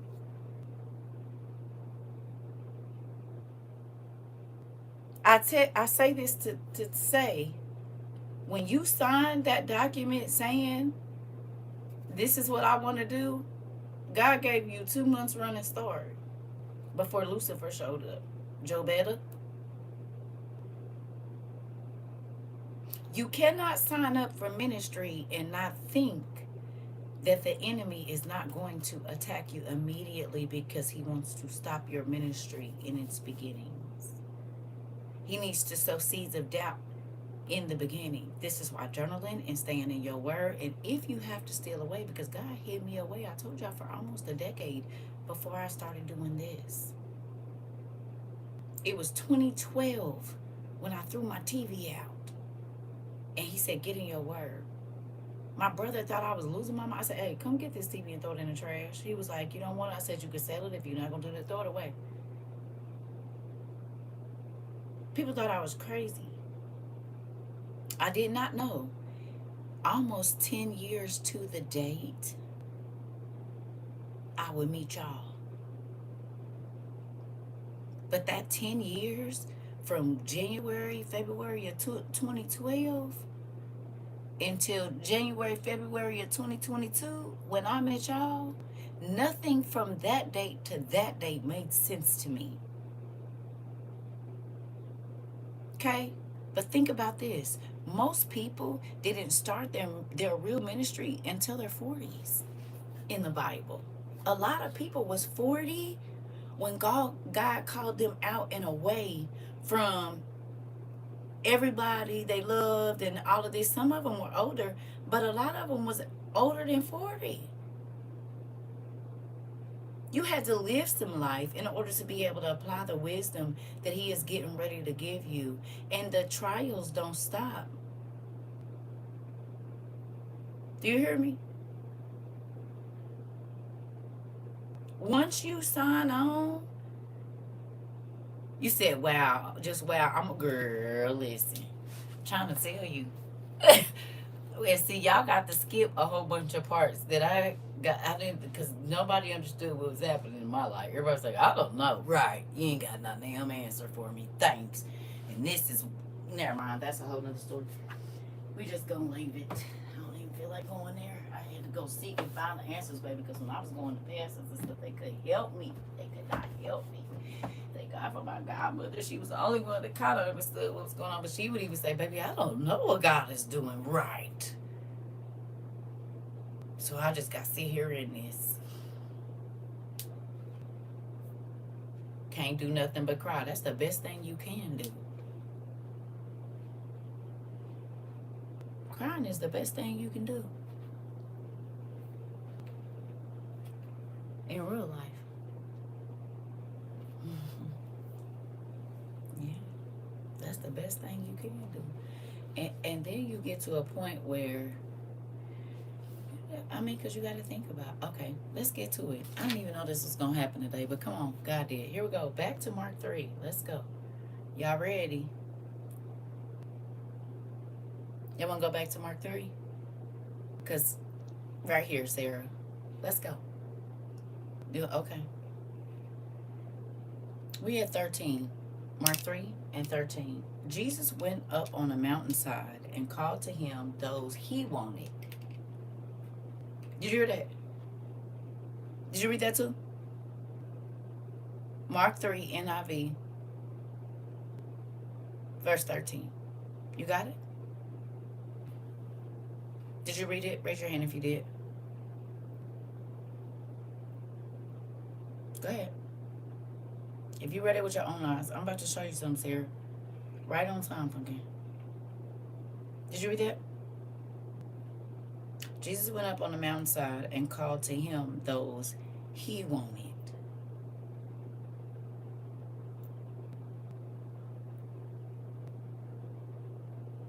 Did it say that the organization wanted? Did it say that the people wanted? Did it say that the ones the pastor approve of? Did it say that the ones the bankers approve of? Did it say that the ones that the suffering bishops approve of? Did it say that the ones that the stars approve of? Did it say the ones that the congregation approve of? Or did it said no, who he wanted? Like David, the adulterous murderer. And Noah, the alcoholic, and Rahab, the madam, and Mary Magdalene, the whore, and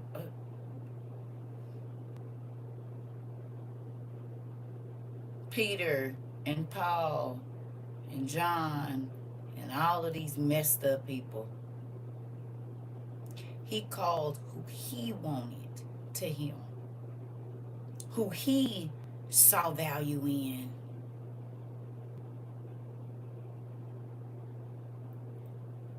Do you, Miss Bliss, do you think Peter understood why he asked him to come out on water and it wasn't none under him? When Jesus could have just came to him, he was already walking on the water. You said you want me to come out on the water.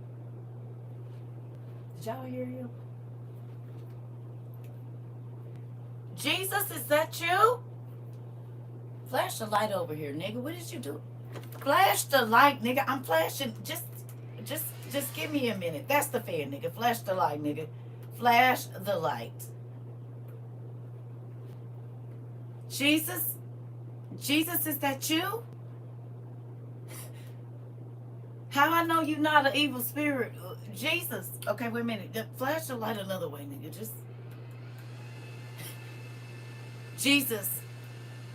Jesus, let us know if that's you. Jesus, can you, like, do something? Because it's dark out here. Ain't no lights or nothing.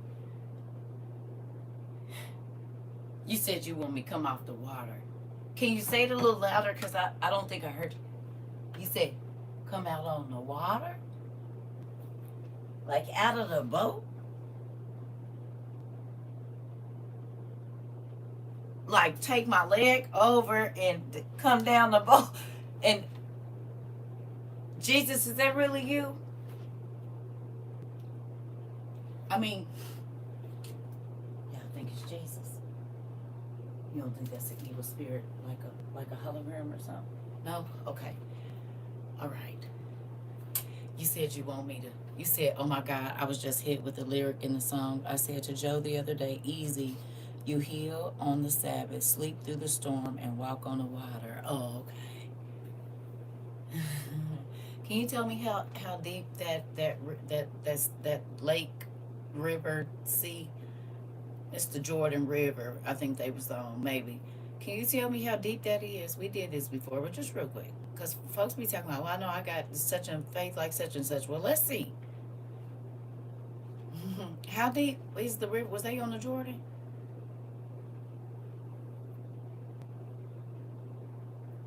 I don't know where they was fishing at just right now. Can y'all find it?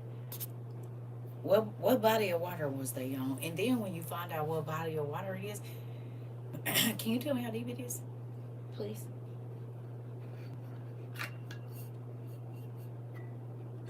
You said, got to be talking crazy. Can you tell me how deep was the water?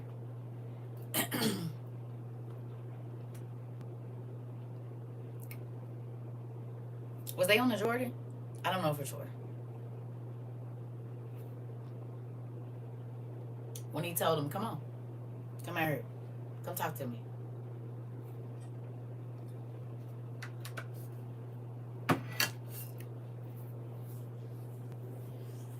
The Sea of Galilee. Okay. Where Jesus is described, sorry y'all, as walking on water. All right, Sea of Galilee, there you go. Has a maximum depth of approximately 141 feet. Thank you. See, that's what y'all here for. I don't have to remember everything. And now that I'm going through menopause brain, I'm happy I have y'all. 141 feet. So we be worried about 12 feet and 15 feet. You mean to tell me that if Jesus showed up to you right now and said, come out into the middle of Lake Erie, get out of the boat without no life jacket on, you're going to do it? My toes is digging in a thing like this. I'm listening. 84 feet, 141 feet, depending on if it's high or low. We'll take 84 feet. If y'all don't want to do 141, be honest. No life jacket.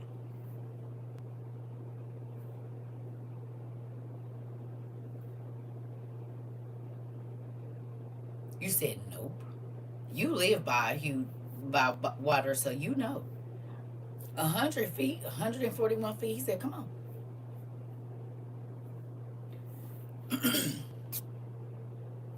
Especially if it's storming. Interesting.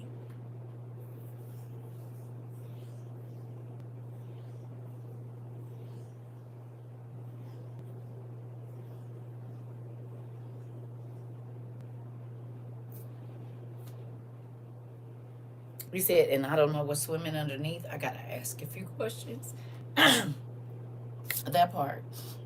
Okay. So, so folks be trying to say they got faith like people, but I don't think people really go. Y'all know we break down what the people really live through. Folks over here get one or two instances of something them been thrown in jail, baby. That was not all. You said, I remember, I would be like, Jesus, remember your dad said you would carry me when stuff got too big. You said, I think I need to be carried by you. Oh, so you want him to walk to you and come get you out the boat and carry you on the water. You ain't going to step out. You said 5 feet. It's the wrap for me. You said, and I don't know how to swim. Oh my God, family, I don't know. Right.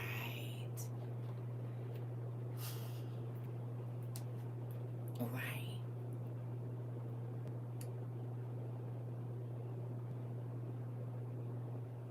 You said 17 feet deep is enough for you. So think about that. You said, I would be like, see, what had happened was, Jesus, I don't think you really mean that. That part. When you put yourself in the shoes of the people that are living in the Bible, it's different. And you realize, because people think that's a fairy tale. We'll do the math on the water and see. Thalassophobia is a real thing. And like I told y'all before, I wouldn't be surprised if he was the one that had a fear of water. It makes more sense. You said, I got vertigo. Help me, Jesus. Literally, and listen. Okay.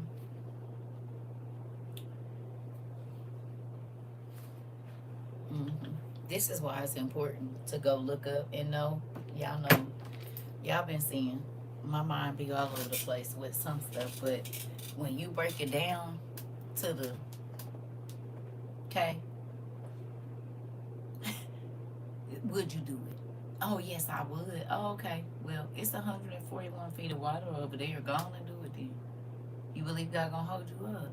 You believe that if you walk into, okay, think about this. Ooh, I need I'm gonna need my shield for this one.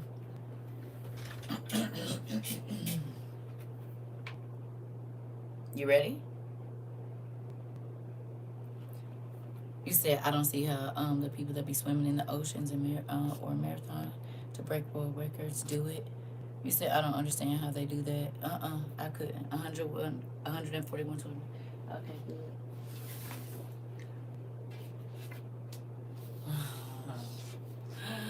Oh, wait. I don't even know how I do this to myself. You ready?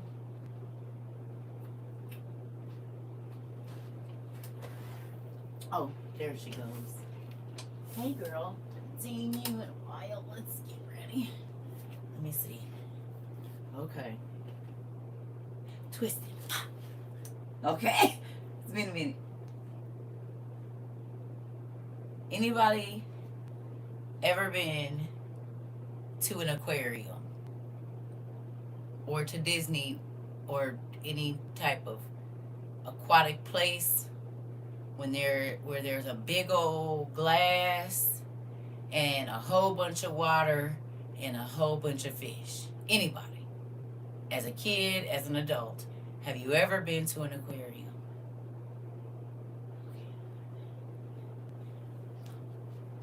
Okay, I'm ready. Yes. Have you ever been to an aquarium?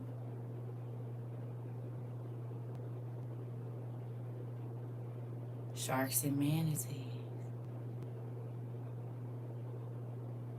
You said you get the shield when you're about to pop our heads in. Okay.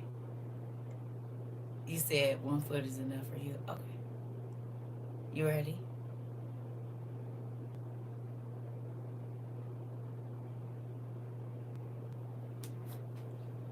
SeaWorld. Okay, good. So you mean to tell me you trust a man that engineered a glass with about the amount of water we're talking about, but you don't trust God with your finances? You do realize that the aquarium idea came from the Red Sea, right? So you, oh, So you believe that they can hold the water up and you're not gonna get hurt, you're not gonna drown or nothing, but you don't. Interesting.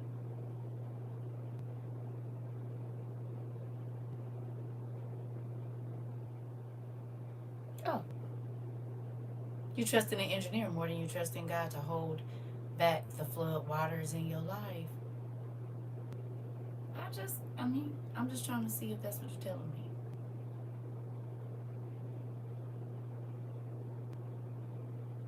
You said you've been to an aquarium, and if you went more than one time, oh, okay. You know what? You said God bless it. Okay, okay. You said you're 1,000% right. Dang, I didn't think I needed this shield, but yeah, I did. Oh, okay. I'm just trying to see. You you trust? Not you putting your fingers in your ears, talking about some la la la. Oh, oh, oh, okay. Because that would be our equivalent of the Red Sea. Going and there is a 200 or 70-foot wall of glass, and behind that is millions of gallons of water and sharks and whales and seals and penguins, because I've been to SeaWorld as well. Yeah.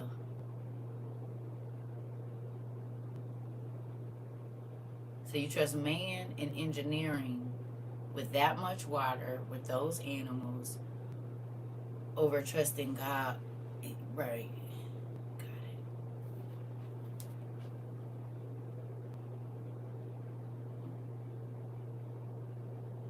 You said it, not me. You said you went to an aquarium. That means you trust that the engineering that they did on that window works with all that water and all those dangerous animals and whatever else is in there. Because we've seen something, something, Wallaby Way, Sydney, and we saw that that led right out into the real ocean. And in there, deep as you go, is some things folks don't even know exist. Oh, okay. Uh, you said crazy because how I be praying that that glass don't break. Interesting. Ain't that crazy? You said bow, bow, bing. Oh, okay.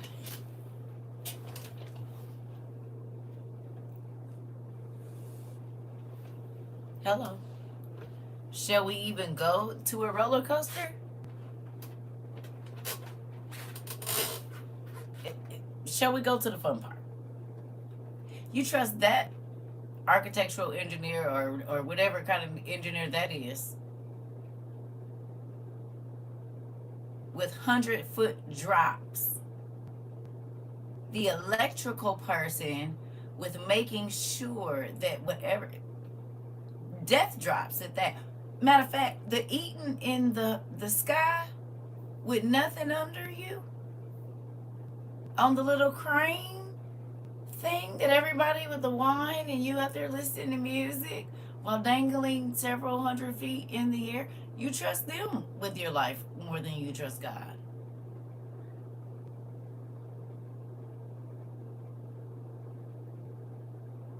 Airplane engineers, you trust them with your life more than you trust God with it. The bungee jumping. You said, Dean, you took the words right out of my mouth and they be breaking and crashing. You said, I don't want to dangle. I'm just saying. So you telling me you trust man with the heights and the lows and the sudden drops in your life and to keep you afloat if you go on a pontoon or something, but you don't trust God to keep your life afloat?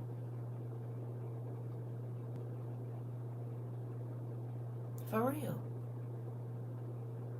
Because when you understand what we about to read right now, you could, girl, no, I don't even mess around and I can't even watch without getting queasy.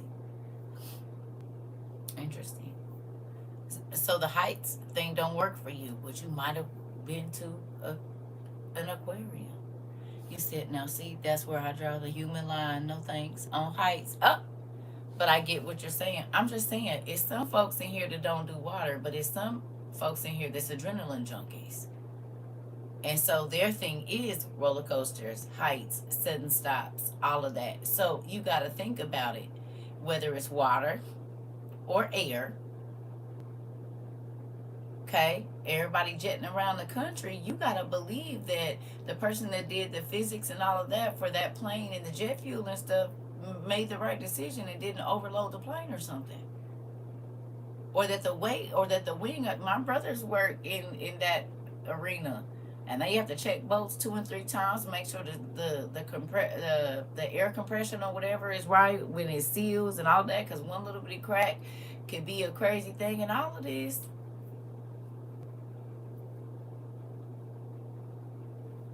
One little bitty thing,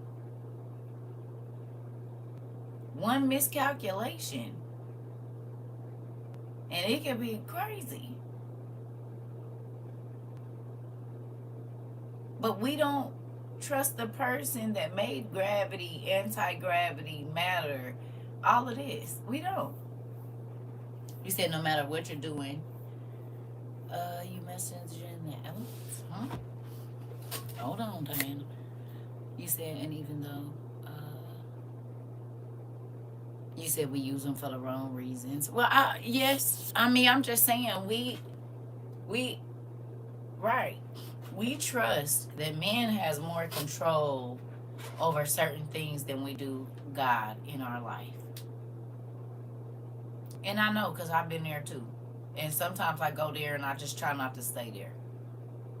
Right? But think about this. We listen to the story of the people being in the wilderness for 40 years and God really feeding them and clothing them and providing for them and all of these different things, right? We also getting ready to read about when God called the first people to him. Jesus did. Okay? Now look. It says Jesus went up on a mountainside and he called to him those he wanted, and they came to him.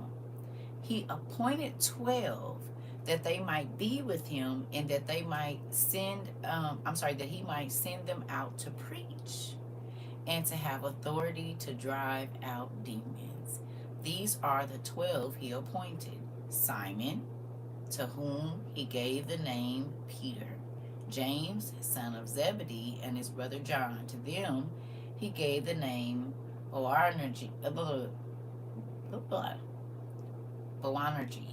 I looked this up earlier.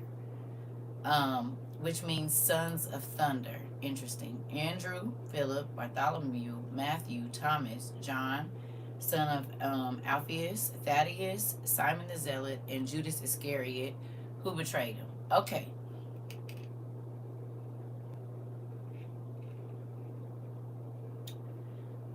How many of those books have you read now that you've been at WOIU? Some of you might have read them before. But go through there and tell me how many of these books outside of the Bible have you read that's on this list before we go any further.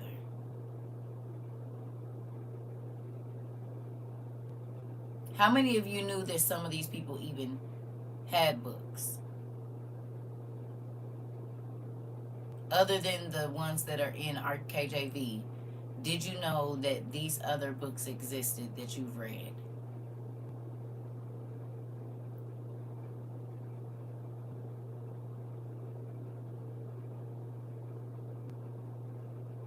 No. No. Some, not all. How about y'all? You read maybe 3.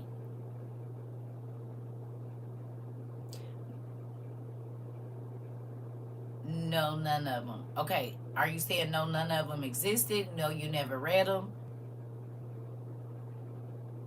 Y'all gotta be a little more clear. I asked maybe 2 or 3 questions.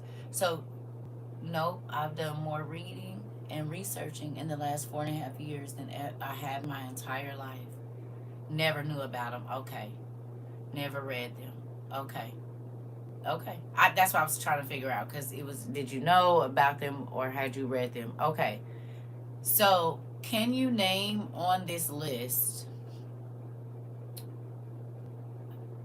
books that you might have read now that you hadn't read then? Any of you? Art. I mean, think about the books that we have.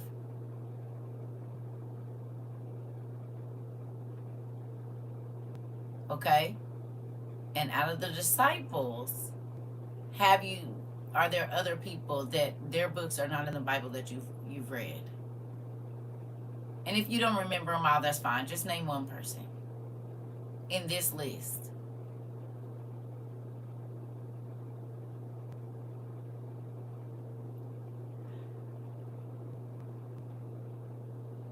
In this list, Thomas and Philip.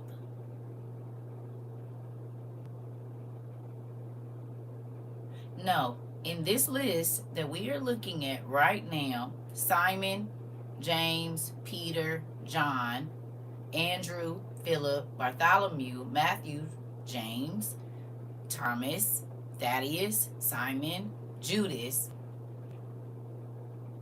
In this list, the books that are not, because all these people don't have books in our Bible.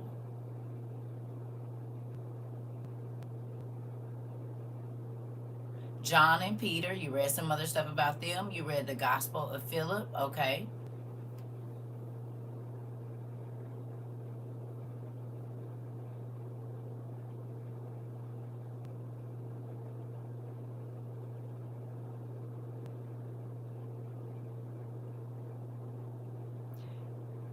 Did those books give you a better understanding of the crucifixion? What did you learn in Thomas?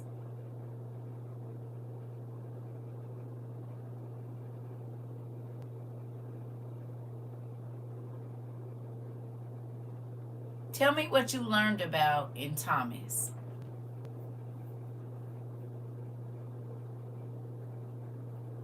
What did we learn about it in Thomas?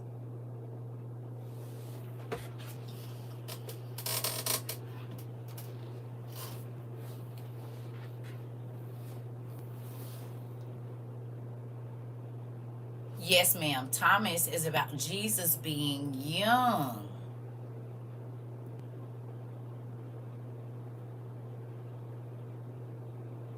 Is it, Sarah?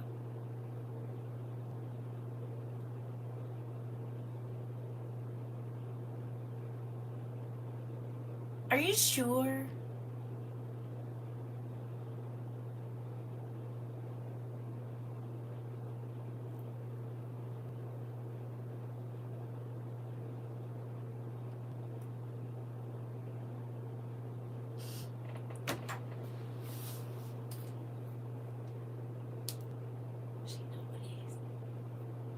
She know it is.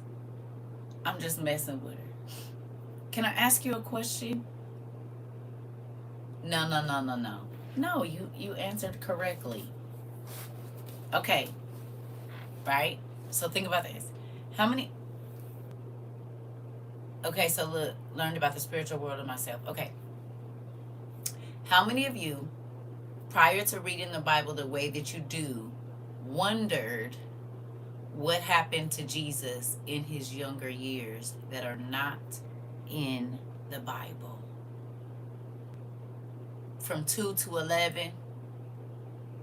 Remember, they went down in Egypt, and then you don't hear nothing else about Jesus until he's about 11 or 12 in the temple. And then from 12 to 30, you don't hear nothing.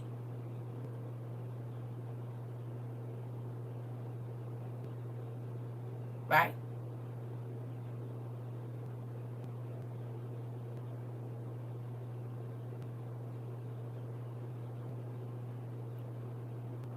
Okay.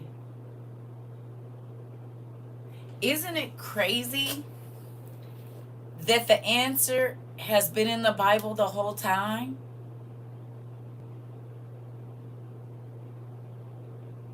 Because had you of asked the question, did Thomas have a book? Because Mark does and John does, okay?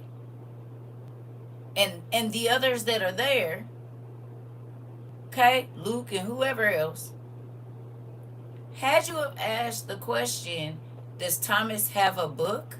It would have immediately took you to the infancy of Jesus Christ, or it would have took you to Thomas's gospel. Try it really quickly. Even though we know, I just want y'all to see how God's going to say we don't have no excuse. Because if you would have asked the right questions, the information comes up. We have just been okay with what they gave us. And we just keep preaching out of that, not being able to give the answers. You said, I thought all the disciples had written books. Where's Bartholomew? Exactly. And we read it. We read Bartholomew. Sure have. I think our new books got the book of Bartholomew in there. You said you would think that Jesus would be the most accounted for person who walked the earth, but whoever discovers such and such details would or would not have it fit their own personal narrative. Exactly. We read Bartholomew. I think, hey, Pumpkin, I think that's in our new OTP or NTP. Right? Hey, Pumpkin. So look. People ask the question all the time, where's Jesus' childhood at? And it's right in the book of Thomas and others, but it's for sure in the book of Thomas. The answer is right there in the book. That's the mystery.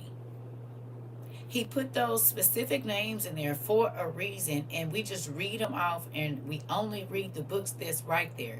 But the question to what happened to Jesus in his youth, and then in some of the years, even after 12 and whatever else, they in Thomas, they in Nicodemus. This book leads you to Nicodemus. Isn't that wild that the answer is right there? Do y'all agree that if you go and you say on Google, is there a book of Thomas? Did anybody Google it? Just Google, is there a book of Thomas from the 12 disciples? And tell me what comes up. And tell me what excuse we gonna have not for not knowing. And we've been reading the same Bible since we could say a scripture.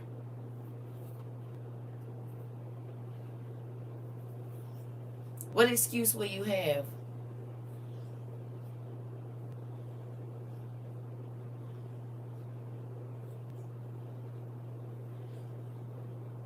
Even Bible dictionaries, okay? Even Bible dictionaries tell you about the apocryphal books.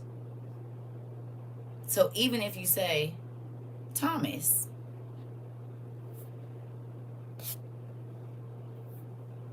if you Google, is there a book of Thomas, the disciple?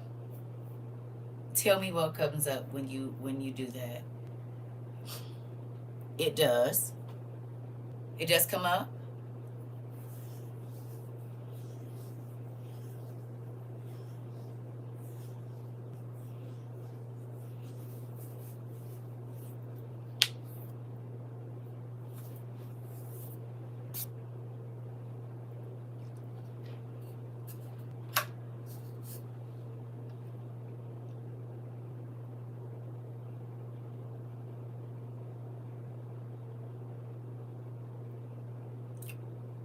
You said it's a non-canonical sayings gospel. The gospel differs in tone and structure. That's what you got, right? But did it take you to the book? Is there a link? It's not in the Standard Bible. But is there a book of Thomas? It should. If you just don't go on AI and go under there, it should give you a link somewhere. You said, yes, there is a Gospel of Thomas, a non canonical text discovered in 1945 near Nag Hammadi, Egypt. Interesting, which consists of 114 sayings attributed to Jesus. Mhm. We know that it exists outside the regular Bible because it's not in there. But do they lead you to a place where you can read it? Did you type in the Gospel of Thomas even? Let's try that. The Gospel of Thomas, or Thomas's Gospel. Like the Gospel of Mark and the Gospel of Luke.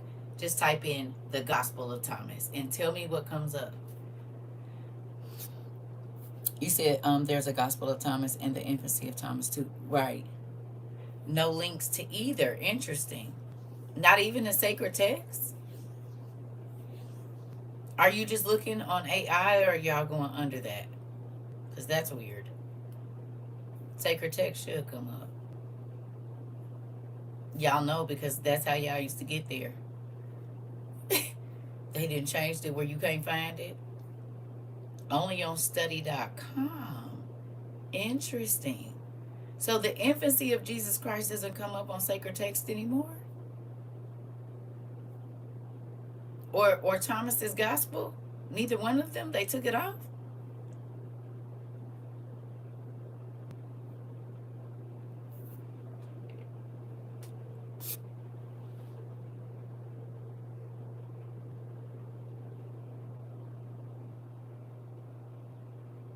Y'all don't remember that's how y'all used to get there?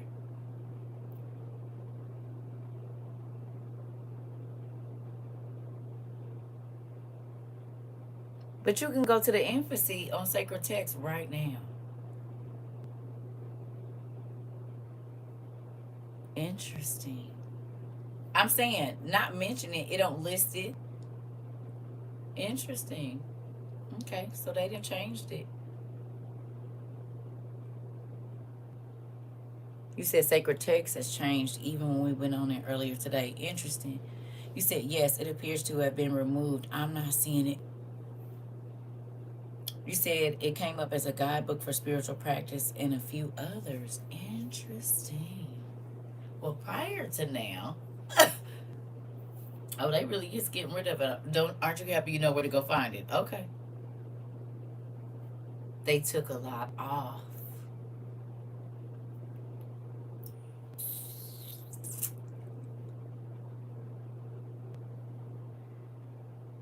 Prior to now, prior to now, if you looked up Thomas's gospel, what came up? Prior to now, I'm guessing. Prior to now, the Gospel of Thomas was never actually removed from the Bible, whether it was. Oh, interesting. That's what they say. Are they going to try to say it was never in there? Never chosen for inclusion in the official New Testament canon. Early Christian communities and church elders rejected the text because its teachings do not match mainstream Christian beliefs. It was written too late and it lacked widespread use in its worship. Do you believe that? When you understand who the Pharisees and the Sadducees are? Because the book that I read today goes right along with that. Think about how they treated God in the flesh and think about what they did even at his crucifixion and how they tried to cover that up and pay somebody to be on some other stuff afterwards. Do y'all remember? Right. But it fits the timeline and everything else that we read, does it not? The same people that are bombing certain places right now to cover up the history of the Christian church are the people that say what can and can't go into a certain space. Yes, we're gonna leave that because we want to be able to stay over here. Okay, so the point that I was leading to prior to them messing with stuff is this. If you would have Googled the book of Thomas, right? Because what sense does that make for God to call these 12 people to him, right?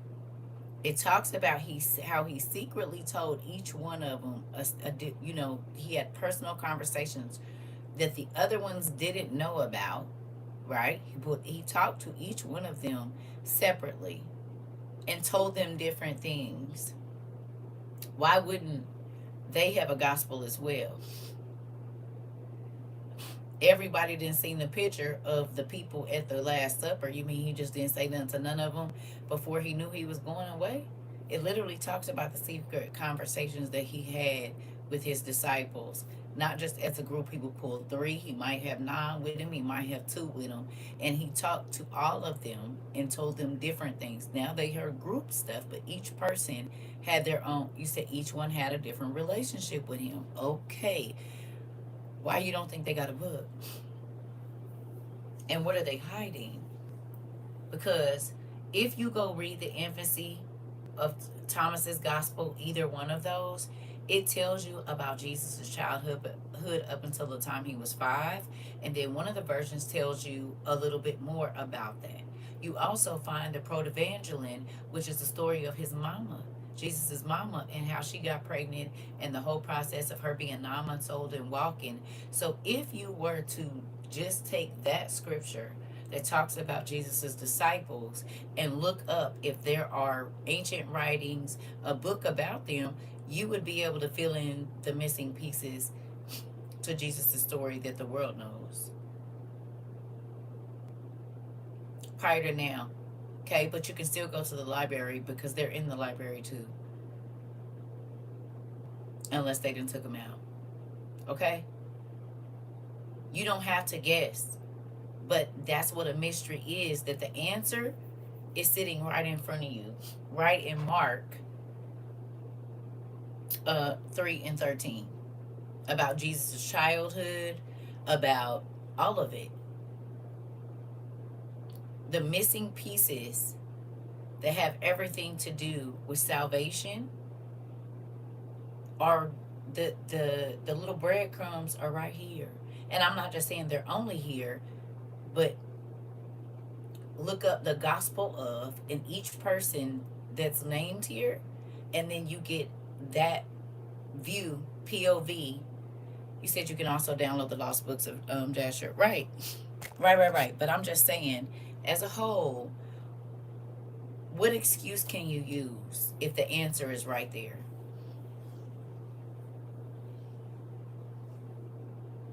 If Jesus were to ask you, well, tell me something other than what's right here in front of you that happened in my childhood, and you say, how am I supposed to find out? He said, well, I left you a clue right there.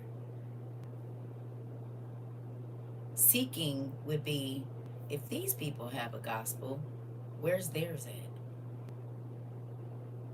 If it doesn't show me where Eve died, I probably should go looking. If it doesn't show me that Cain died, I probably should go looking. Where's this book of Jasher or the Wars of the Lord that I'm seeing, this book of the Wars of the Lord? Well, where's that book at?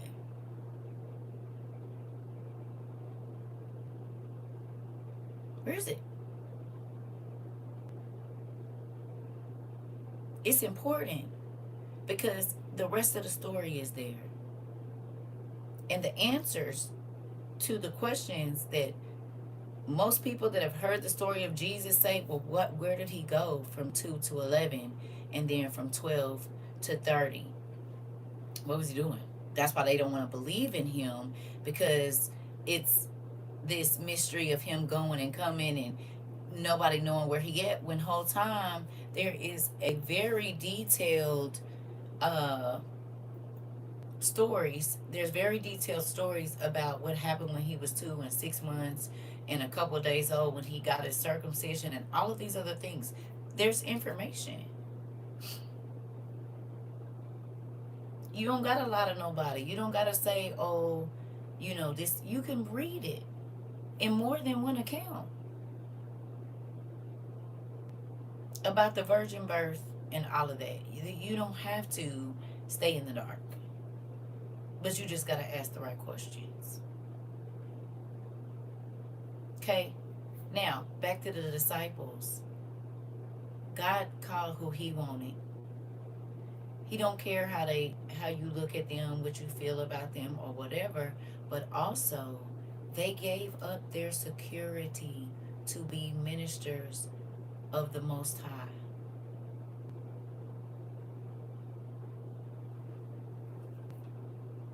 The Levites couldn't own no land because they worked in the church, right?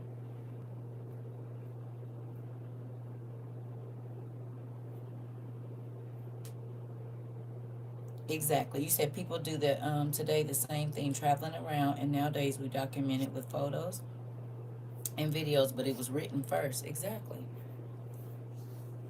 Huh. When he asked them to come and follow them, they wasn't going to work every day. They wasn't even living in their own house no more. If they had a horse, they had to leave it. It's okay. Huh.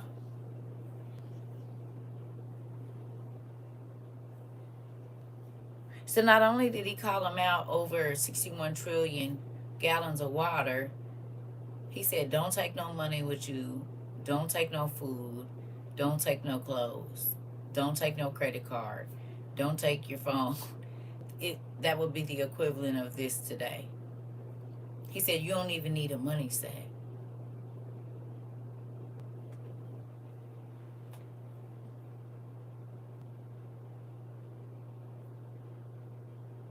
Could that be to set the example for the people at the end times that wasn't going to be able to use any of those things anyway? Because he always had us in mind when he was talking to the disciples. He had this time that we are living in right now, the end, in mind. You see how people are being hunted?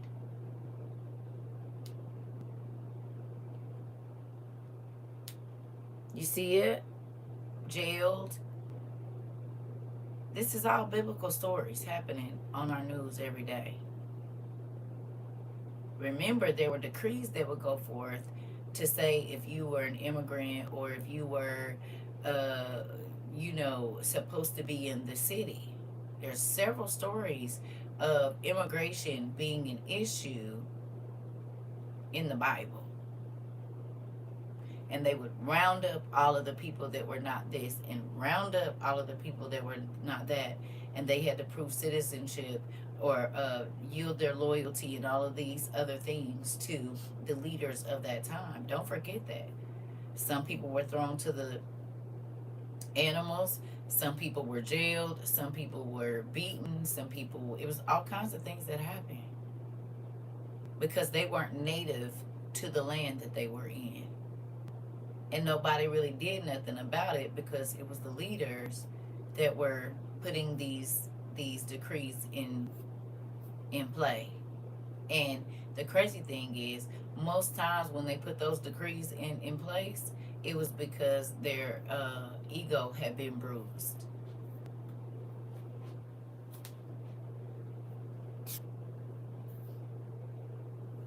Pharaoh, ego. Huh? The Persian kings, ego. Nebuchadnezzar, ego. You hear me?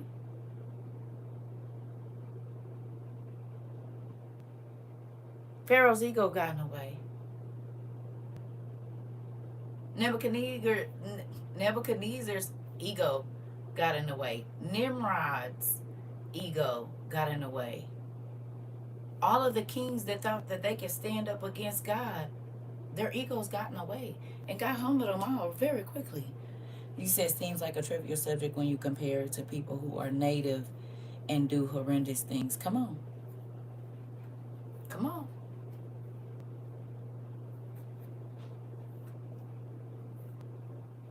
Okay. And how they don't care about people being treated and all sorts of things, right? So one, if you don't take the mark, what things are not going to be available to you? Tell me.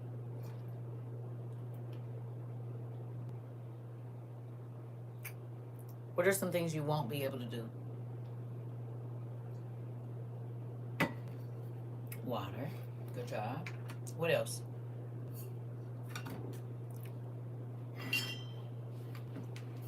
Food. What else? You won't be able to buy or sell. What else? Food, gas, buy or sell, money, going in public. Okay.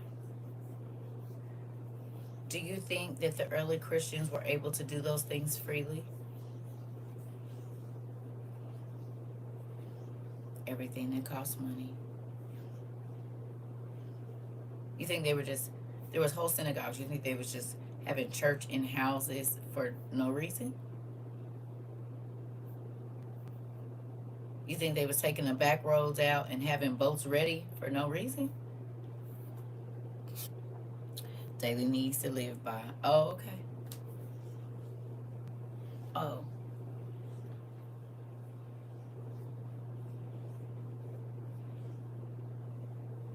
We're getting ready to experience the same things that they did. We're actually experiencing them right now. People don't even realize it. Depending on what side you're going to be on. I'll be right back, y'all. People don't even realize. It's okay though. They got to see.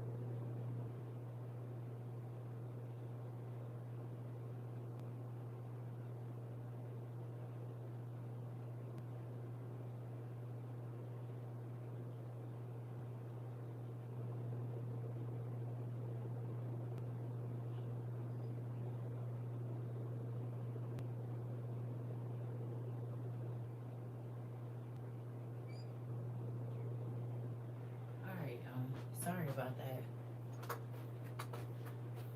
Liquids. Okay. Good morning. Okay. So think about it. God allowed us to read all those stories, and I who feels like they kept the really gory stuff out of the Bible?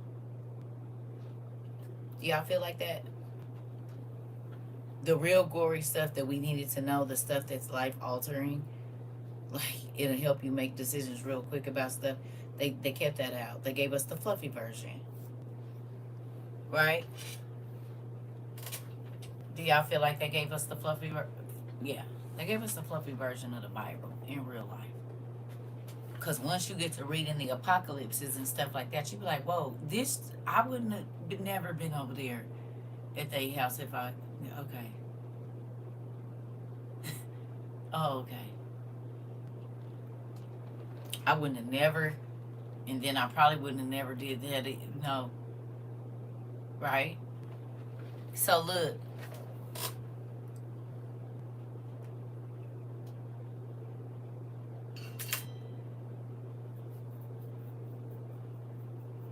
Let's go to 20 real quick.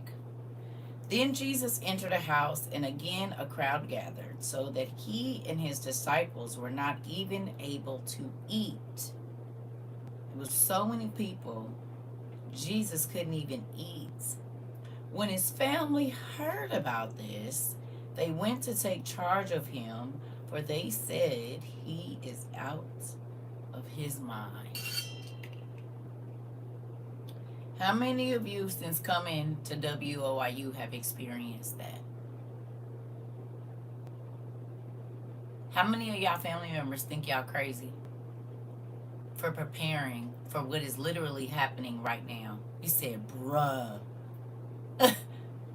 When you told them to get water straws and they said, no, I don't need that.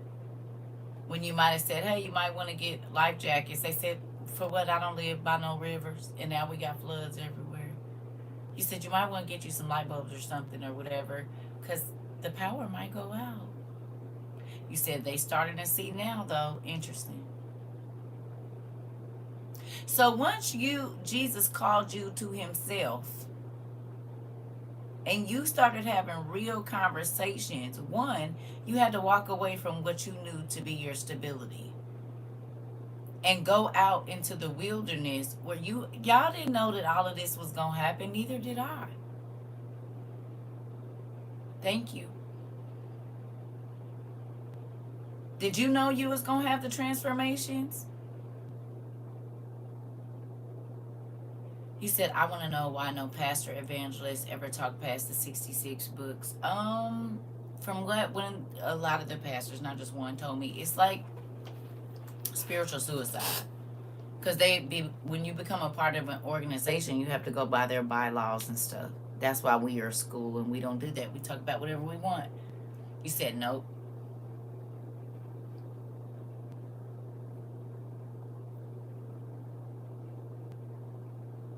Okay. It says, and the teachers of the law, who are the teachers of the law? Right now, who are the teachers of the law?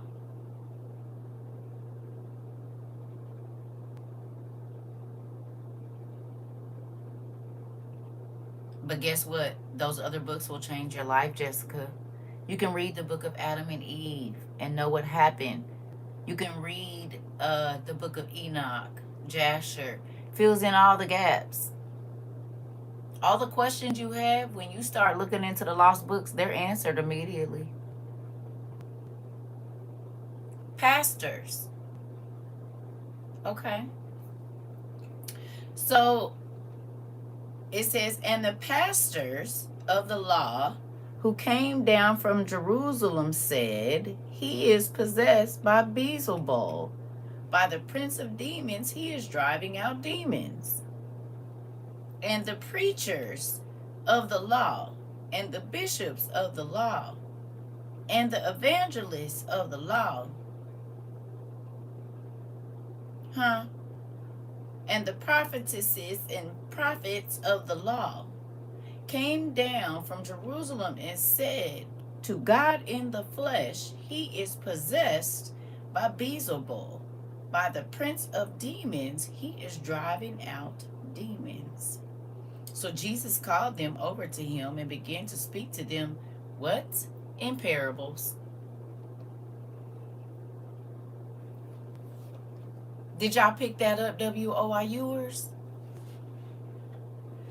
The church people was saying, the bishops, the pastors, did not even recognize the God that they were teaching about in the flesh. And when he did go to talk to them, He couldn't tell them the real story. He had to tell them in little bitty stories that the babies could understand.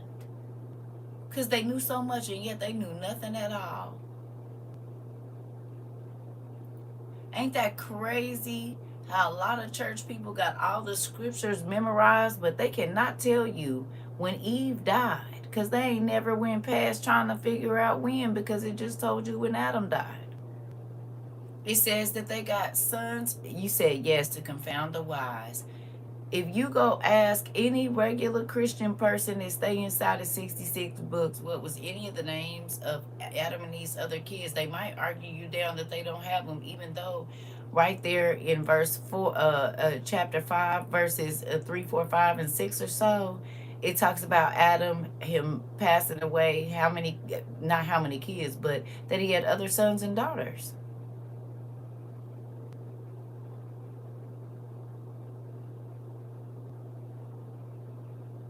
Right there.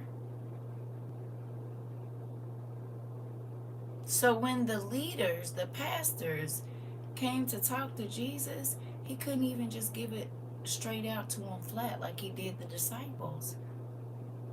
Because they already didn't want to hear what he had to say because it went against their religion and their tradition.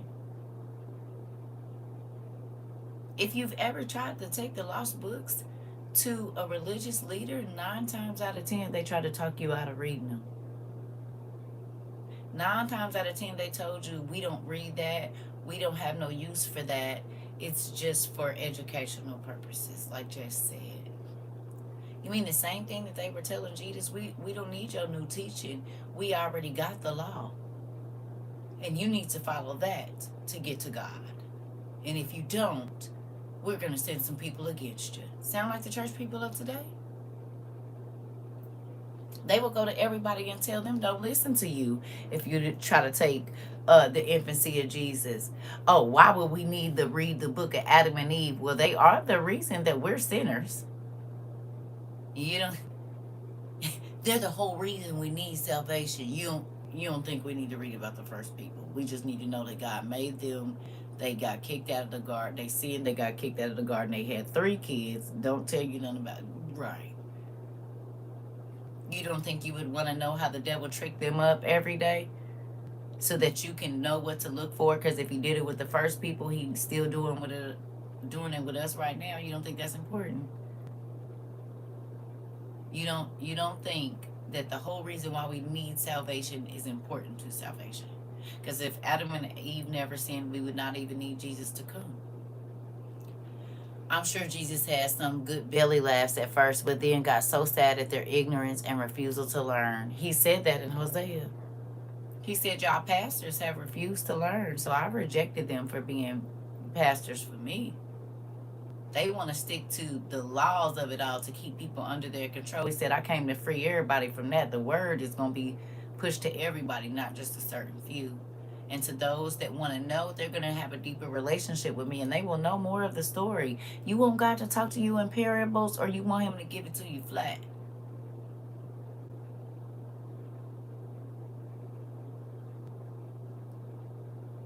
You said, I'm here for the iron sharpens iron. Listen, Miss Smith, look here. Do you realize if the book of Adam and Eve was in the Bible, y'all, there's so many things we would not fall for? Straight no chaser, please. Come on, Sarah. I'm telling you right now, if the first book and the second book of Adam and Eve were in Genesis, not just those 3 little lines that they gave you, it's so many things. If we would have learned that in Sunday school, baby, it's so many things that we probably, the devil, like, you know how they say people just keep picking the same people? It'd be a different body, but the same spirit. Do you realize that's what came to came to Adam and Eve? Lucifer literally every day transformed himself into different things to trick them. But we don't get that part of the story. They lived for 930 years, y'all. Y'all don't think they went through nothing? You said, and they could have expounded on creation because it's so big. Oh my God, it's so good. The story's so good, Sarah. Do you hear me? We just read the basically the story of the angels and their levels, and it's just literally,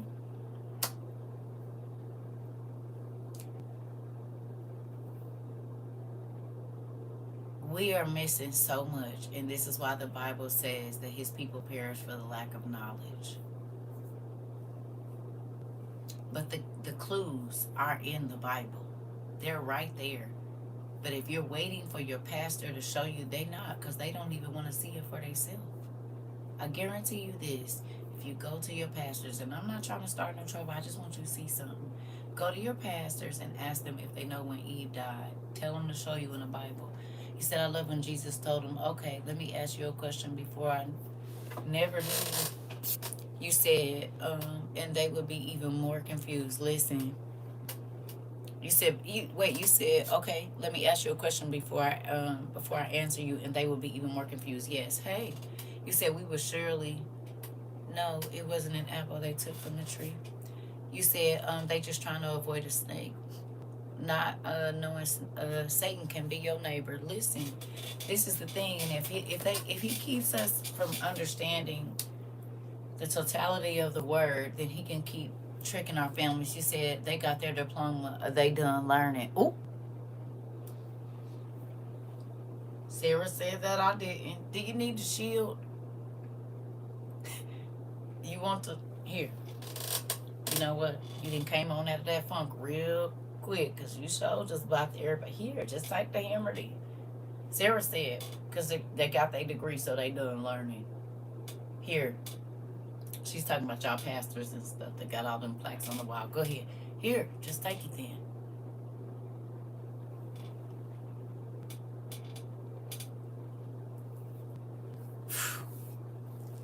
You said, if all these books were in the Bible, you said we would have known how to arm ourselves from the devil and understand how the demons work. Come on. Come on. Listen. You said the Hebrew word for him was similar to great shining one. Listen. Sarah said, you said, why didn't Adam have the needed discernment? I feel that I have that myself. Uh, you you only have discernment because he went through 930 years so that it could be in your DNA. You know how they say, like, the trauma that your mom or dad went through, it's in your DNA? Just like the elephants know which way to take because the first elephant took that route, and all the elephants since then know the migration route. The only reason that you have discernment is because Adam had to learn it. There's nothing that any human will go through that Adam and Eve did not go through in 930 years.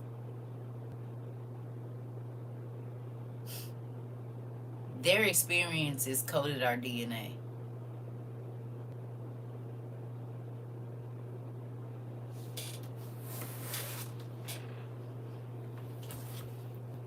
Right. Epigenetics.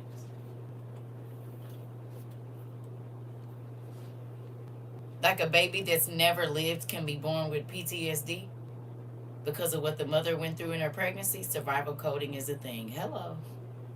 Be thankful that he had to go through all of that for us, even Adam, because Jesus is the second Adam. Exactly. Exactly. They didn't need to eat. They were in the spirit first. Ain't that crazy though? How that works? Right? It's in your bloodline.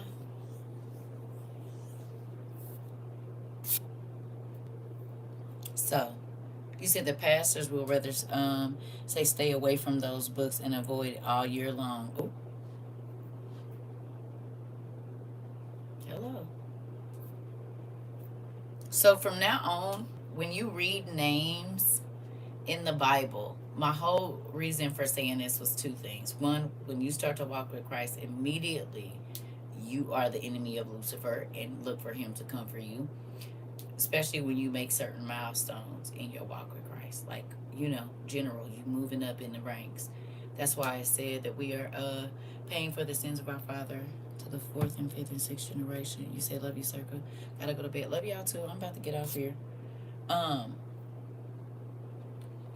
and your family gonna call you crazy for believing. Okay? That's what I was going to with that. Y'all not crazy. You prepped because God told you the secret stuff that he didn't speak in parables. You said the same way that people can be unalivers is the same way that some people can become survivors. Yes. Exactly. Exactly. Exactly. Exactly. So be looking for what's not there. Okay? Most people that seen what is there. Yes. It's a real thing, y'all.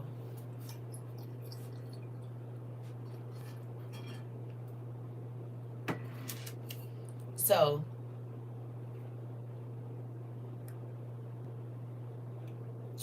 I said that to say, see if it's gonna let me in on these. Here we go.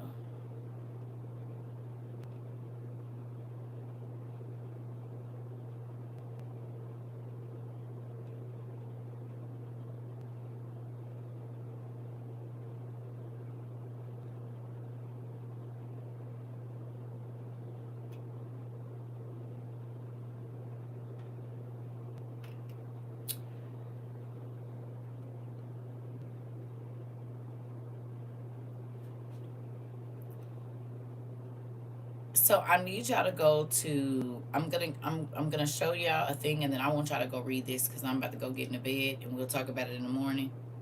Okay. It's ecatholic2000.com.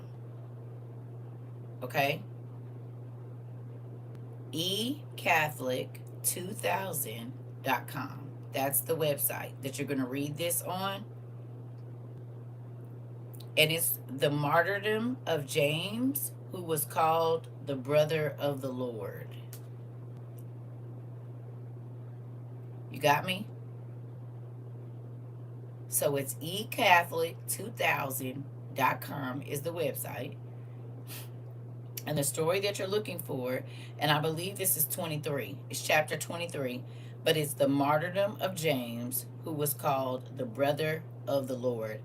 And I read all of it down to like the last three.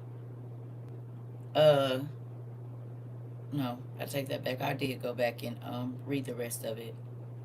So that's what I want y'all to read.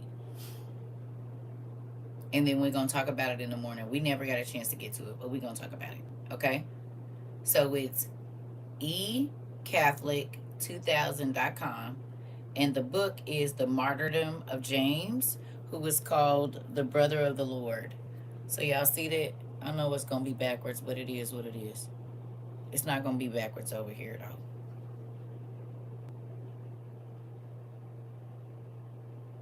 though. Okay? That's what y'all looking for. This.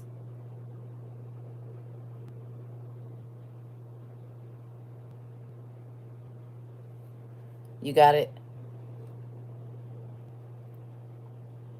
So that's going to be the topic of discussion in the morning when we get up, or later on today.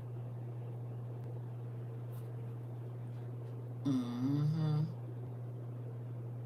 I think y'all might find it interesting. I read it earlier. This is the other part that we were supposed to get to earlier before I took my nap, but we didn't get a chance to get there again because we go all over the place. Sarah and a few others that said y'all going through some things. If you get time in the morning after you doing whatever I need, or if you staying up, I don't know what y'all doing, but prior to us getting, and I might not get on to like 11, so everybody can have a chance to read it. Hello. We don't really be over here. We've been over here more in the last week or two, three. We be on YouTube and Substack. because we can't really have class over here like we want to because we can't show books and stuff. So we just been door knocking for a minute. But if you want to come back to class, I would suggest going to YouTube or either Substack. Okay, well, they don't be telling y'all I'm live, so I don't know. Hmm. If you just type in with that, like type in the ecatholic2000.com and then maybe / the martyrdom of James, it should come right up. If not, play with it a little bit. But I would just put like / the martyrdom of James. You got it?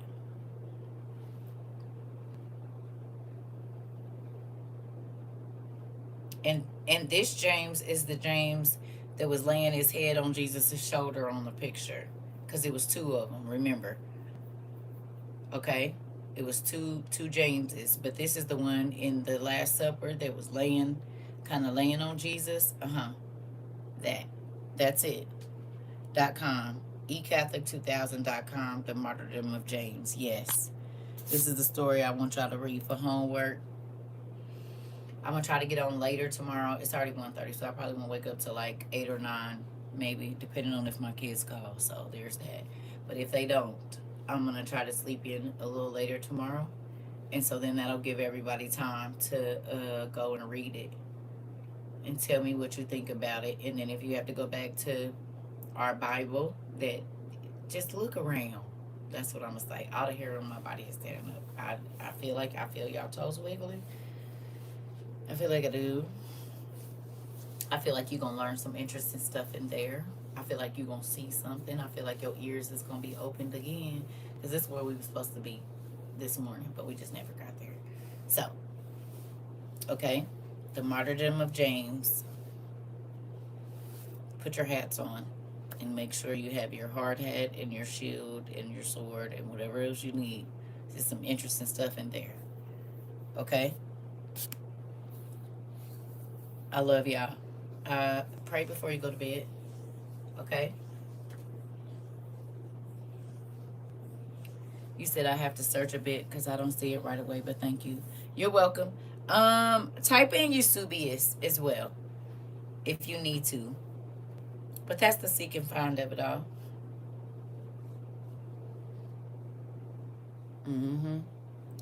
Just type in the martyrdom of James, the brother of the Lord. That might bring it up. Martyrdom of James, the brother of the Lord, and see if that'll bring it up. I see right now, boy, they trying to make it hard for us to find stuff that used to be super easy. Because the fact that we used to just type in the book of Thomas and the infancy of Jesus Christ and Thomas's gospel will pop up, and they don't do that anymore, lets you know that's why God allowed us to find those things and read them by the books, because they're taking them away. Thank you, Mahogany. That's wild. Y'all don't think that's crazy? We used to just type in the book of Thomas and the infancy, or the other one would come up and sacred text would pop right up. Tis a bit harder now. Yes, they do make it hard. Aren't you all happy we have some of these books in the library? See? They're literally doing the same thing to us that they did in the 1600s. Are y'all watching it? They hid the extra books, the lost books, right? They're hiding them again, but not only are they hiding the lost books, they're hiding other literature as well. That is true. Okay? It's true information. And they're hiding the truth and selling the story that they want you to have. You mean like they did with the Bible? There's going to be bits of the truth, but then the only part of the story they want you to see. It's literally the King James Version. That's why it's a version, and there's several versions way before that are way older. Way, way, way older. Oh, I know. We knew that, though. We knew they was going to do it. That's why we went on a book buying craze, wasn't it? God told us they was going to start getting rid of the books, and that's why we was buying books while wasn't nobody thinking about books. Books about everything. Books about China. Books about Japan. Everywhere. I spoke in there. You said, and it came up faster for me. You said yes.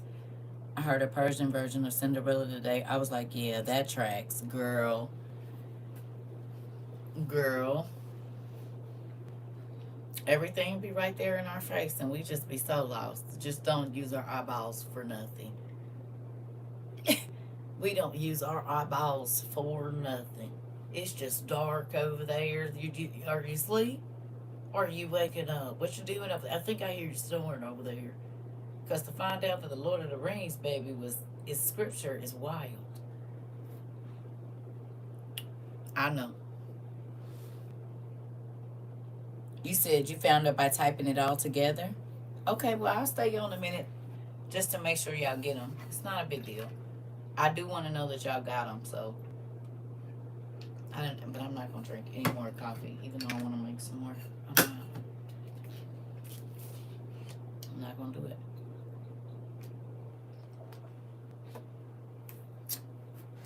So, Miss Rose said if you type them all together, if you type Martyrdom of James, um, the brother of the Lord,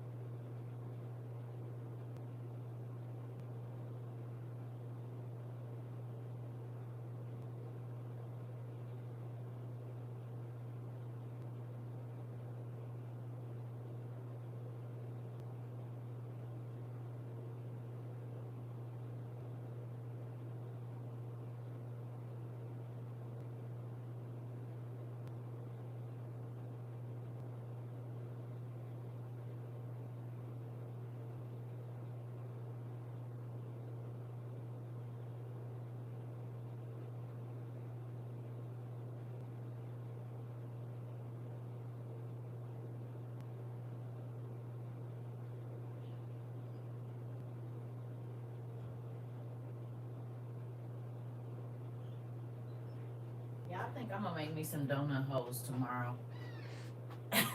On another note, I think I want to make me some donuts, some cake donuts. I don't want to keep buying them from the grocery store. I'm gonna make some. You said the website, then the Martyrdom of James, and it should come right up. Okay, ain't that crazy? I want to make me some donut holes tomorrow. I do.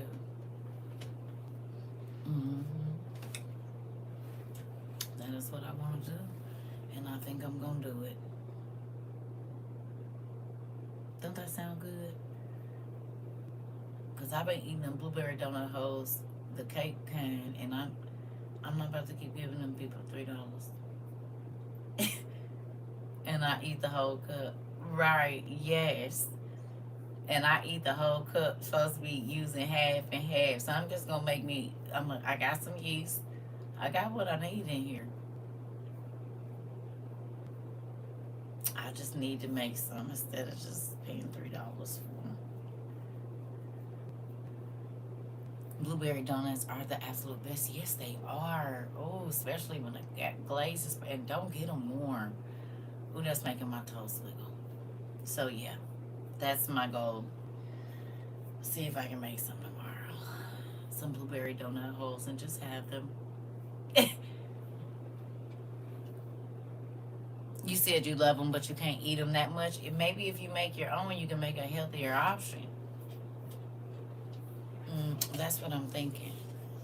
Because instead of paying $3 for about 20 of them, I could probably for $3. I don't know how many I can make, but I'm sure I can make a lot. So that's gonna be the goal tomorrow. Yeah, I think, and I got some dry blueberries too, which is crazy. That big bag that I still haven't opened that I was saving for later, I'm about to go and bust that open and use them. Several dozen, right? I'm about to get it together. Anyway, I love y'all. Y'all got homework. I'll see y'all later on today sometime. It'll You seek truth. Well, if you can, if you'd like to seek some of our truth that we found, we're on YouTube under CERCA TROVA 22. That's honestly not a bad deal, though. It's not. But I want to, I want a lot of them. My greedy tail, I be wanting stuff in the middle of the night. You said reference ecclesiastical history. Go to the contents down to chapter 3. Thank you so much. Ecclesiastical history. Okay. So thank you so much.